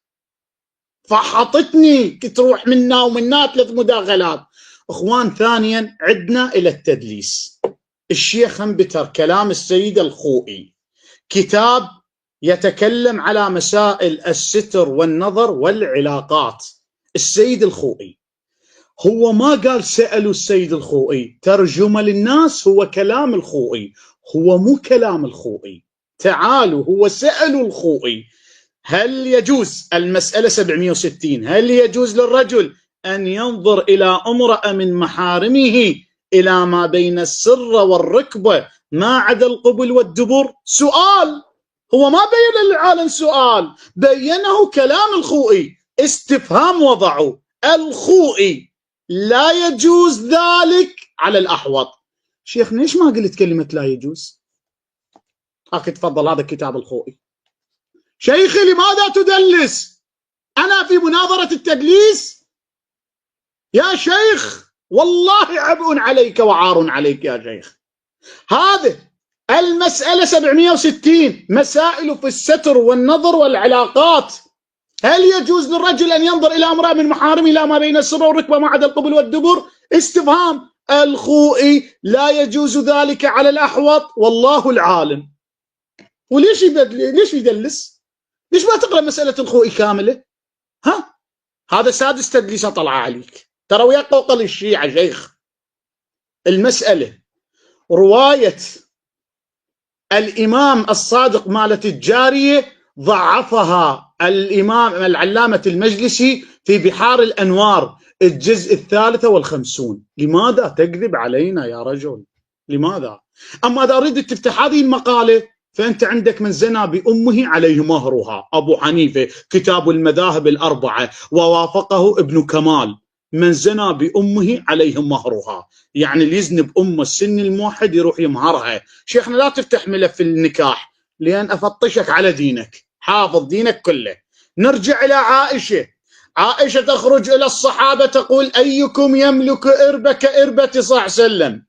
أنا أريد هذه الرواية. هو الحمد لله والشكر اعترف أن عائشة خرجت زنودة وإيديها وجسمها أمام محارمها، الحمد لله والشكر، هو اعترف، خليناه يعترف. فقال شيعة هم عندكم، طيب كيف عندنا؟ الخوئي بيقول هم زين اعترف بأن عائشة. أنا لم أتكلم على رواية عائشة اللي طب هذا بن ختها بالرضاعة وأخوها بالرضاعة وعنها بالرضاعة. حتى النبي عنده في صحيح البخاري دخل على عائشة لقى واحد يمها رجل، النبي صار وجهه أصفر، قالت له لا تزعل لا تزعل يا محمد، إن الذي بجنبي أخي بالرضاعة. شنو هالطرق قاعة؟ عشيرة كلها بالرضاعة، ابن اختها بالرضاعة، ابن عمتها، اخوها، والنبي متزوج وحده ما يعرف اخوانها في كتبهم، في كتب السنه. مع العلم عائشه في كتب السنه في كتاب طبقاتها الكبرى لابن سعد يقول ان عائشه كانت متزوجه لابن مطعم وهو رجل يهودي، فاستلها ابو بكر وزوجها للنبي. هذا هو ما سامع بيها. اتحداك تطلع تضعيف الروايه. يلا روايه ابن ابي مليكه، عائشه كانت متزوجه قبل النبي، سامع بيها؟ غريبه والله ما تعرف بيها ولا سامحها والله. شوف، فخلينا عامل وياك بالهدوء لا اطلع روايات عائشه العجيبه الغريبه. شوف تاني كده المعلومه السيده عائشه كانت متزوجه تاني لانها مهمه جدا. تفضل. مو يخليني اخرج ما اسوى في عائشه حجيني. روايه في كتاب الطبقات الكبرى لابن سعد ان ابو بكر استسل عائشه من زوجها ابن مطعم اليهودي، استسلها من زوجها وزوجها رسول الله. هذه عندهم روايه سنقراها كامله احبتي، تفضلوا. الروايه في كتاب الطبقات الكبرى لابن سعد الجزء العاشر في النساء الصفحه 59. الروايه تقول ابن ابي مليكه قال خطب رسول الله عائشه الى ابي بكر فقال يا رسول الله اني كنت اعطيتها مطعما لابنه جبير فدعني حتى اسلها منهم فاستسلها منها فطلقها فتزوجها رسول الله. راح زوجني رسول الله في السداس وادخل فيها في التساع، طلعت كذوبه، طلعت متزوجه ريال يهودي، ولهذا قاعد يطبعون ويا خوالهم وعمامهم اليهود لان خوالهم طلعوا. ها شفت؟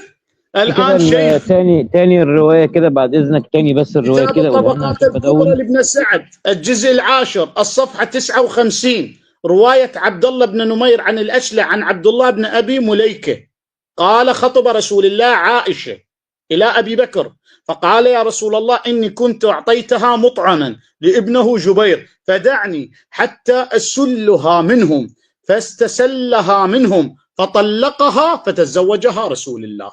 وأيضا موجودة في كتاب المعجم الكبير للإمام الطبراني أيضا بنفس الحديث.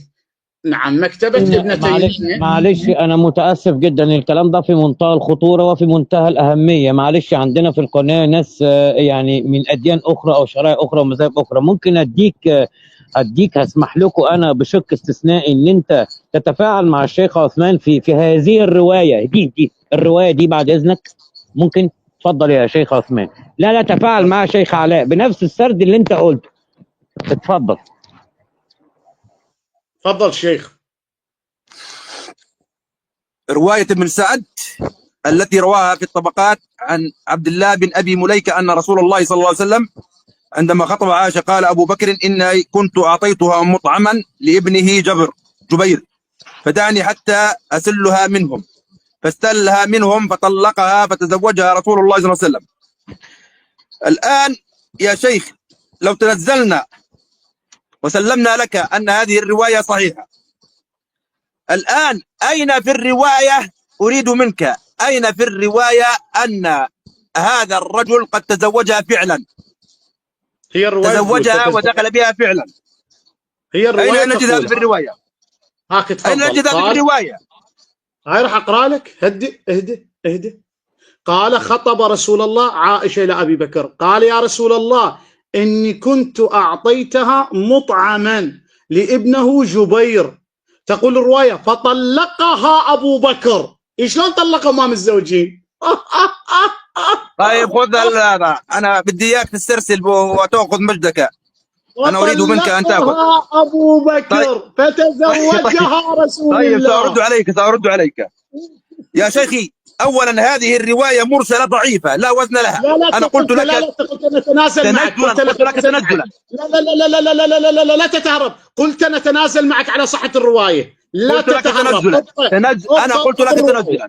الآن يا شيخ أنت متنازلت ابقى في التنازل. الآن يا شيخ الرواية مرسلة ضعيفة لأن ابن أبي مليكة لم يدرك الحادثة والراوي عنه وهو الأجلح ضعيف. قال أصحاب تحرير التقريب التذهيب أجلح بن عبد الله بن حجية بالمهملة والجيم مصغرة يكنى أبو حجية الكندي يقال اسمه يحيى صدوق شيعي من 7 مات سنة 45.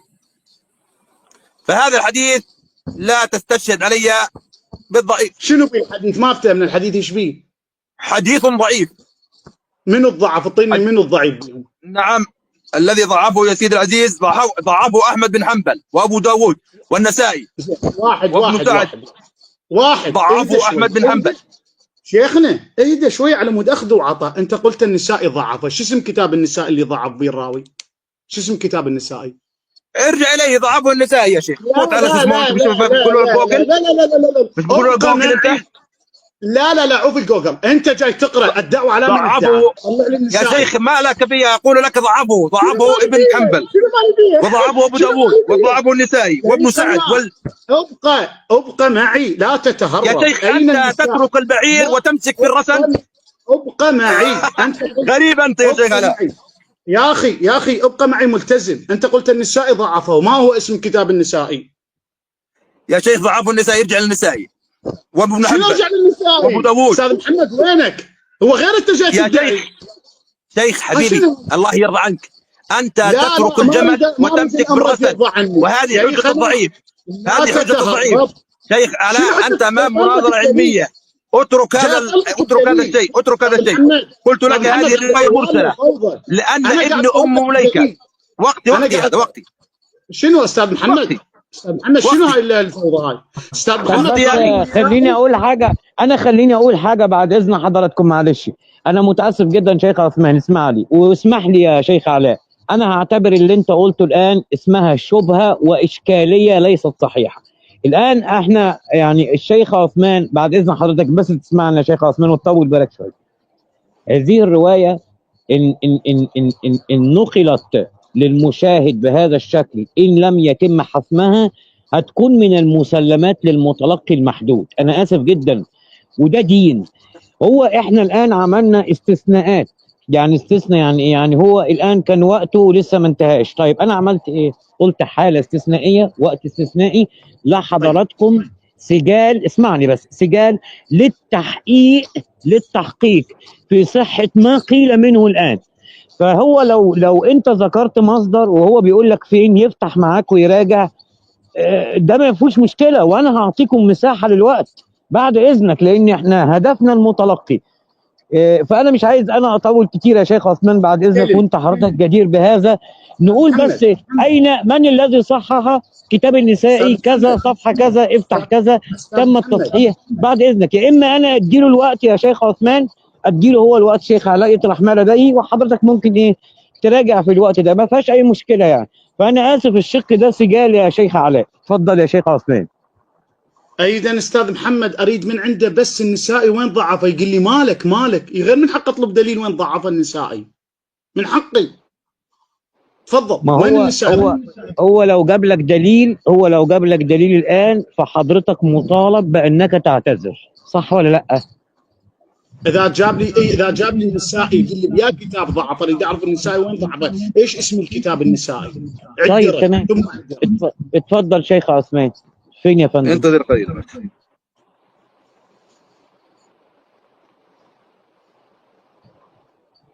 اصل هو حقيقة اللي طرح الان في منتهى الخطورة، الناس اللي بتسمع ومركزة، اللي طرح الان انا اول مرة اسمع هذا الكلام، استاذ محمد، معلش انا اسف يا شيخ، يا اما هيكون ادعاء من حضرتك، يا اما هيكون في حاجة خطأ احنا بنحاول نعالجها الان. طالما هي طرحت في القناة هنعمل ايه طيب؟ هنقول نغض النظر عنها؟ طيب واللي بيسمع وهيسمع الحلقة بعد نزولها لو اخذ الكلام ده من المسلمات هيكون ذنب مين؟ استاذ محمد، هو عرض مجموعة وقال النساء ضعفه. طيب اخي وين ضعفه؟ يقول لي مالك. استاذ محمد عندي انا وثيقة. هي الرواية بتقول، معلش يا شيخ علاء، هي الرواية بتقول ثم تزوجها رسول الله. الرواية بتقول كده حرفيا. فطلقها رسول الله، طلقها ابو بكر من زوجها ثم زوجها رسول الله. كده حرفيا ثم تزوجها رسول الله.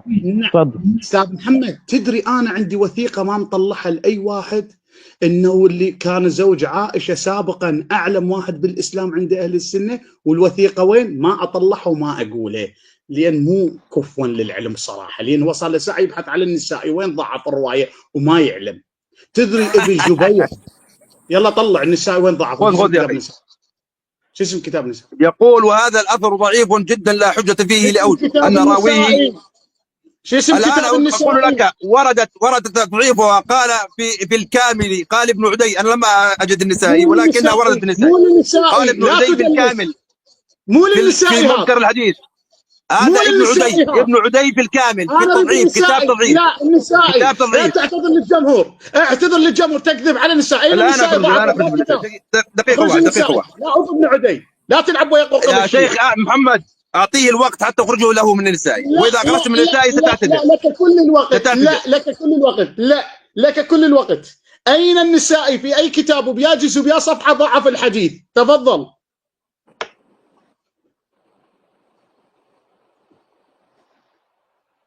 ما عندنا شيء، نظل ننتظر. قوقل شيخ، قوقل، اذا طفت الكهرباء دينك يذهب مع القوقل. انت الذي تذهب الى قوقل، انت لك ساعة الى قوقل وكذا وكذا.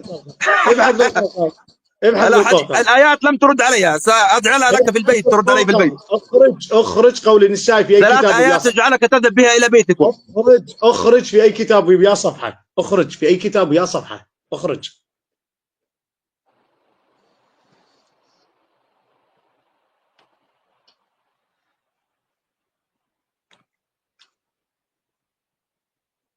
لحد ما هو يخرجها شيخ علاء. عيد كده الرواية مرة تانية معلش، واحدة كده بس المصدر.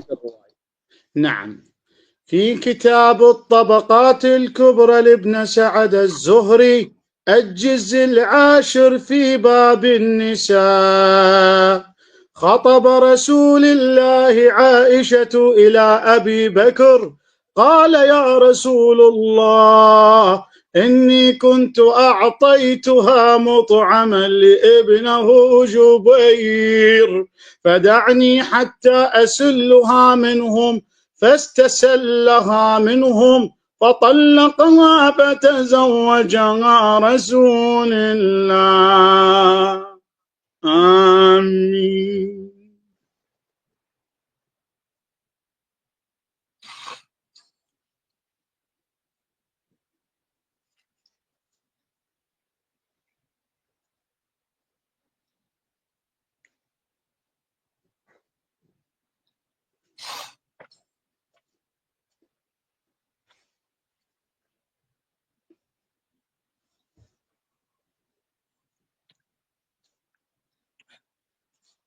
شيخنا عندك وسيلة مساعدة، عندك حذف أجوبتين، عندك وسيلة تغيير السؤال، معك من سيربح 1,000,000.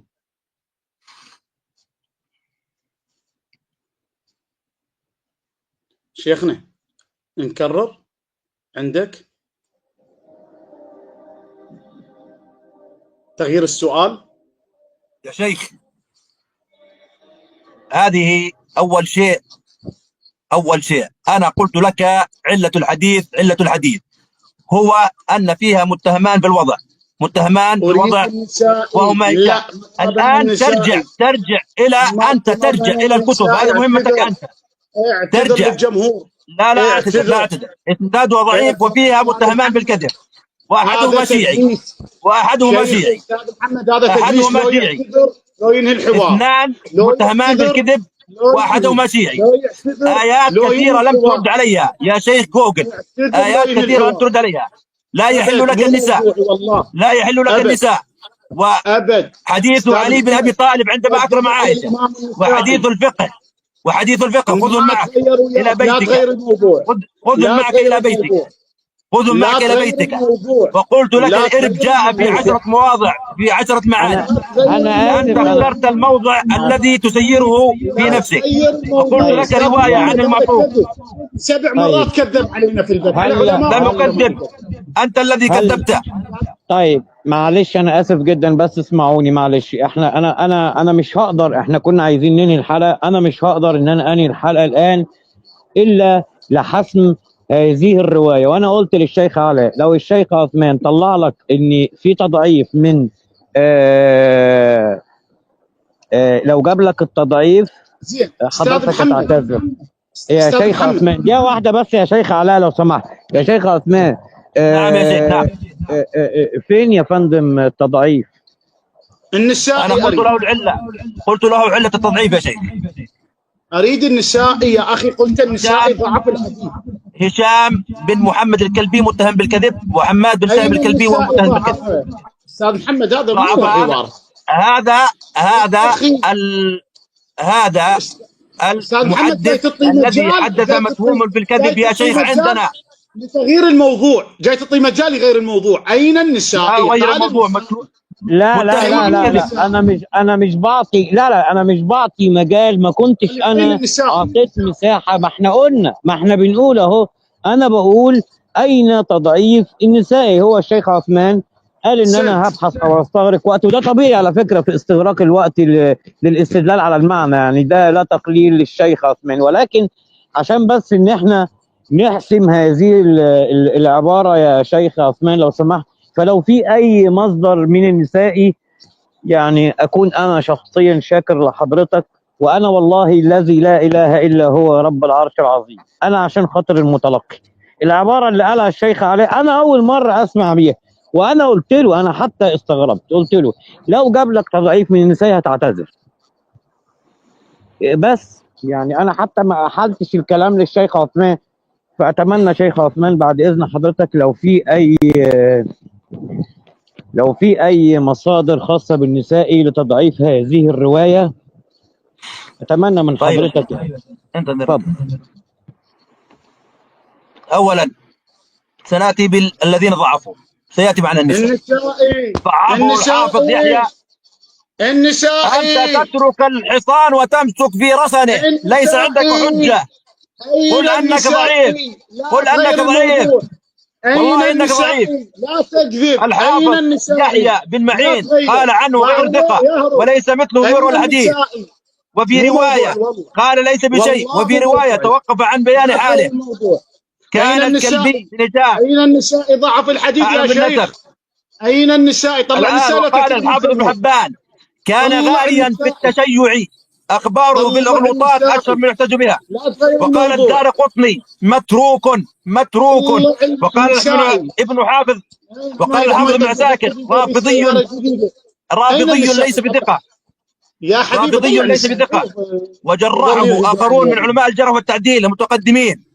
إذا طلع هشام النسائي ليش ليس قاعد تتهرب؟ بثقة. طلع النسائي ليش هشام جاي ليس تتهرب؟ بثقة. الآن يا شيخ ضعفت الحديث. الآن هل لك النسائي لا تغير الموضوع. لا الآن أنت قلت هل النسائي ضعف الحديث. لو تعتذر. إيه هل هذا النساء الضحك من يقرب لك؟ هل النساء يقرب لك؟ أين هل النسائي؟ اعتذر. الرواية حديثة ضعيفة يا شيخ، ضعيفة. يعني النساء ضعفاء ولا ضعيفة؟ ضعيفة. يعني الرواية خذها وارميها في القمامة معك يعني. طيب هي بس انا عايز اقول شيخ حاجه محمد، يعني حتى شيخ محمد هو ترك الحصان ومسك بالرصد.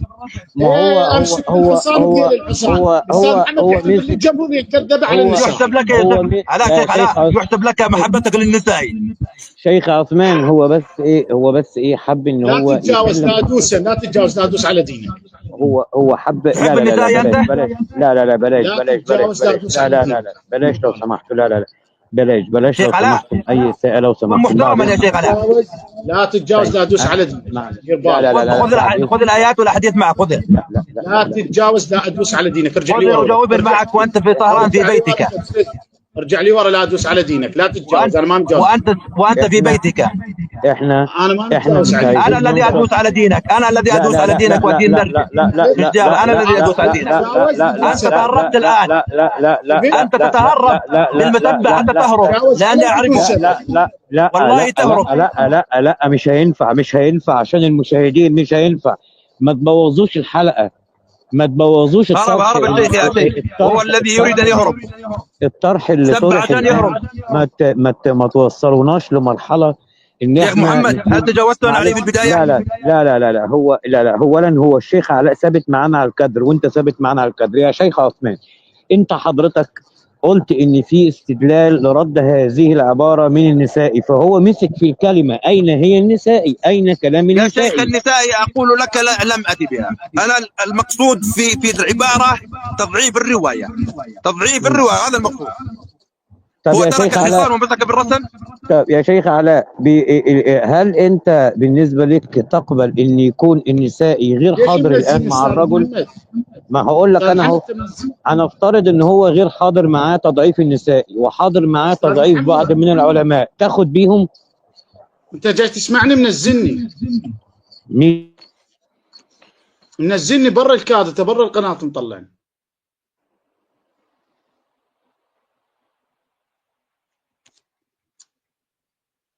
استاذ محمد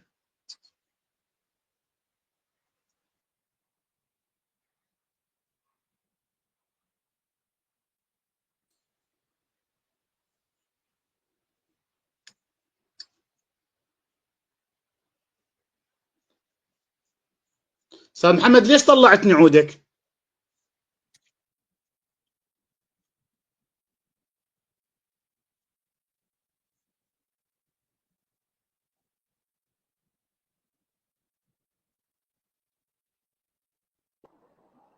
شيخ عثمان هل انا موجود معاك على الكادر؟ نعم يا شيخ موجود. عثمان. طب الشيخ علاء موجود؟ الشيخ علاء لا يوجد. ازاي؟ انا مش شايف. انا شخصيا مش شايف صورتي انا على الكادر. انا شايف ان موجودة. والشيخ علاء في الاسفل. في اينها اسفل؟ ازاي في الاسفل؟ انا موجود. طب انا مش شايف الشيخ علاء ولا شايف نفسي على الكادر. اللي ظاهر معايا على الكادر الشيخ عثمان. ده اللي ظاهر معايا انا. مين اللي موجود على الكادر الان بعد اذنكم؟ بس اكد لي يا شيخ عثمان سريعا لو سمحت. الموجود الشيخ علاء وموجود انت. يعني الشيخ علاء على الكادر. شيخ علاء نعم. انت على الكادر الان ولا تحت؟ نعم نعم على موجود طالع بالشاشة. مش سامع صوته أنا. لا موجود بسمعه. أنت بتسمعه الآن؟ نعم. طب اتفضل يا شيخ علاء كده اتكلم. يا الله، اللهم صل على محمد وآل محمد. يعني أنت سامع صوته الآن وهو بيتكلم؟ نعم.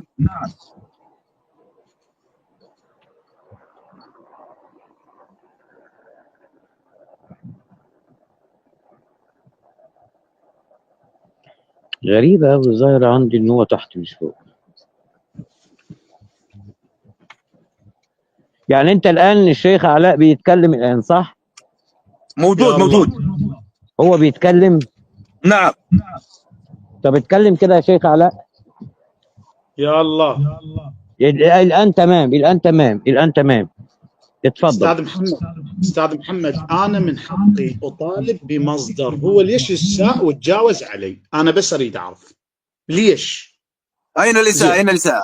قل لي اين اسأت لك يا شيخ علاء؟ وانا معروف اني لا اسيء لاحد. اين الاساءة اسأت لك؟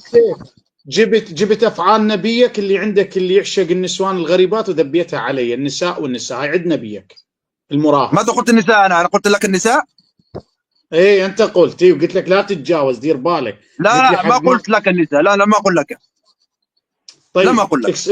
اكتم المايك، لا تتكلم الان، وقت الي. اكتم المايك الان اخذ مداخله لك لاني اريد ان اخرج، مداخله لي واخرج. ارجع لي ورا وتكلم. ارجع لي ورا الكلام. ثواني. المداخلة المفروض الشيخ عثمان انت بدأت فهو هيختم. ما تكلمت. وين طيب يعني المايك؟ ما جاوبني. ما تكلمت انا. وين؟ طيب خلاص خلينا ان احنا ناخد المداخلة الأخيرة للشيخ علاء، ولا ناخد المداخلة قبل الأخيرة؟ أنا حقيقة أنا عايز أحسم هذه الرواية. هذه الرواية. أنا مش عايز أعدي هذه الرواية، ولكن هي المداخلة الأخيرة للشيخ علاء. اتفضل يا شيخ. حسمناها ضعف أهل العلم، وذكرت تضعيفا من أهل العلم. بعد خلص مداخلتي لي أنا أختم. أنت بديت وأنا أختم.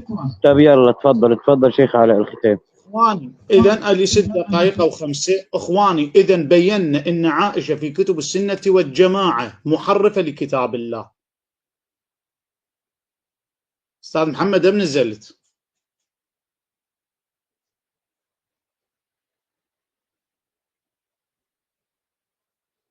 أستاذ محمد تسمعني؟ طيب الشيخ الفرار. عائشة في كتب السنة محرفة للقرآن، طاعنة بالنبي، تروي الروايات الإباحية. أما الرواية التي قال ضعيفة، لا ما ضعيفة هذه الرواية. تفضل أعطيك تصحيحها.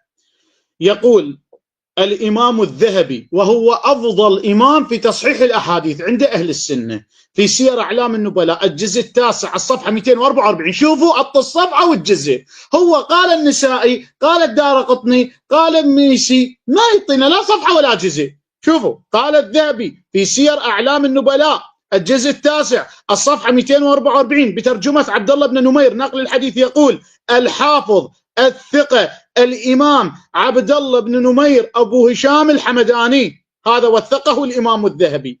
الراوي الثاني أيضا وثقه الإمام الذهبي، وقال ترجمة الأجلح في تاريخ ابن معين رواية الدوري الجزء 3 الصفحة 269، قال وسمعت يحيى يقول إن الأجلح ثقة، يقول وهذا الحديث صحيح الإسناد كما علق الذهبي في التلخيص وقال صحيح. إذن هذا الذهبي أفضل عالم عند أهل السنة، متقدم في صحة الأحاديث. صحح حديث أن عائشة كانت متزوجة وطلقها أبو بكر وزوج لرسول الله. عائشة تبحث عن إربة نبيكم وهو الذكر وهو العضو. عائشة تسمي عضو نبيكم يا مسلمين بعير، تقول له وين تضع بعيرك؟ أين ترتع بعيرك؟ في المرأة التي يأخذ منها أم المرأة التي يأخذ منها؟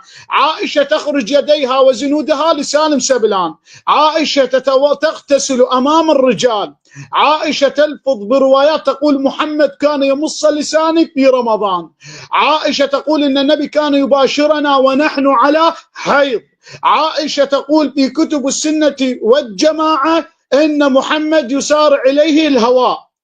يسار إليه هواه. يعني عائشة مختصر رب السنة عندهم طاعنة في كل شيء، ولم يستطع الشيخ ولا علماء السنة أن يردوا على روايات عائشة. إن رجل نزل بعائشة بات في بيت عائشة وجنبه، إن الحارث جنب على فراش عائشة الأصفر وقالت ويحك لقد أفسدت ملحفتي. 5 رجال في كتب السنة في صحيح مسلم أجنبوا في بيت عائشة. ما سر هذا البيت الذي يدخله صاحي يطلع مجنبا؟ هذه في كتب السنة، ليس نحن نتناولها وليس نحن نعتقد بها، بل هي وردت في كتبهم مصادرهم. عائشة تتهم إن النبي يخيل إليه يطأ النساء وما يطأهن، وقالت قد سحر النبي ويخيل إليه أنه يطأ النساء ما يطأهن. عائشة تعتقد بأن القرآن آيات الرضاع وضعت تحت الفراش وجاء داج وماعز وأكلها. عائشة وما أدراك ما عائشة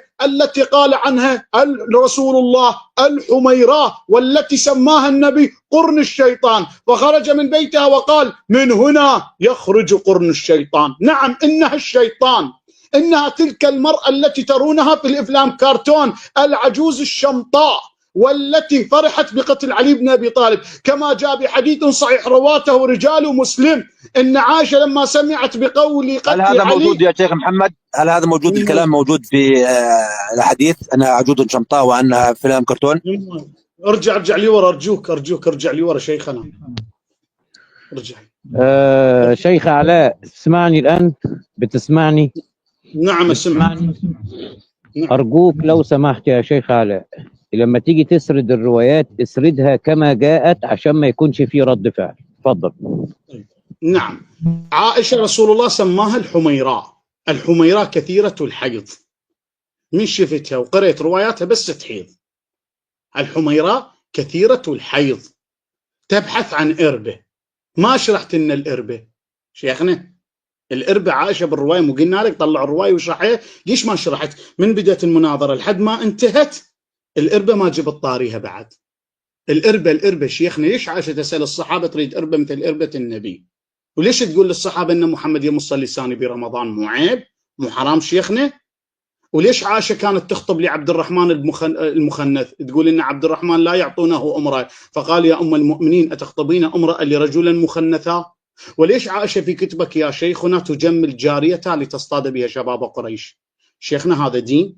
وبنية شابة يجملها عائشة في كتبك وتاخذها وتفتر بها المدينة حتى تصطاد بها الشباب؟ شيخنا وشنو الحدث اللي سوته عائشة؟ ما جاوبتنا. شيخنا عائشة انقتل بسبب 20,000 مسلم. شيخنا عائشة تقول على سيدنا عثمان ذي النورين صاحب خطين وطنية ومولد إن عثمان بالله اقتلوا عثمان فقد فجر، وفي رواية اقتلوا عثمان فقد كفر.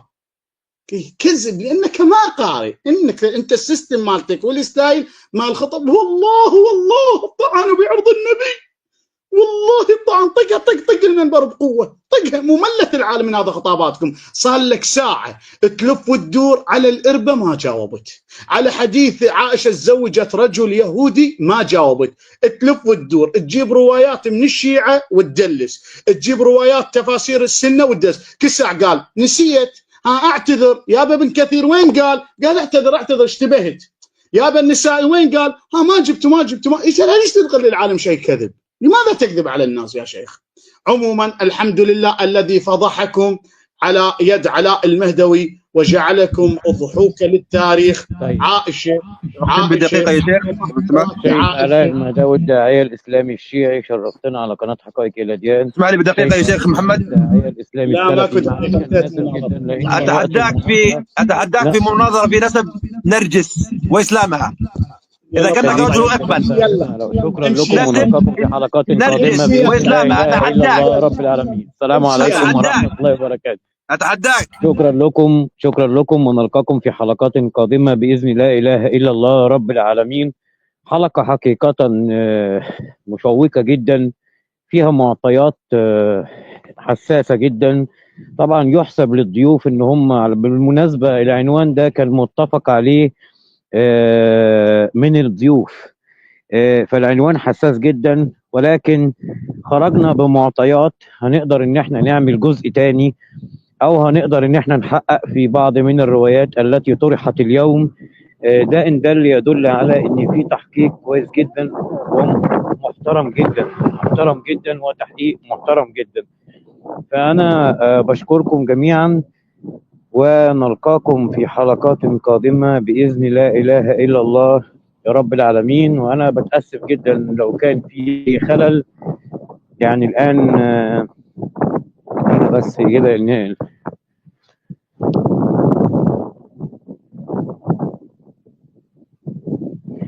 محدش يخاف من أي عنوان بيطرح،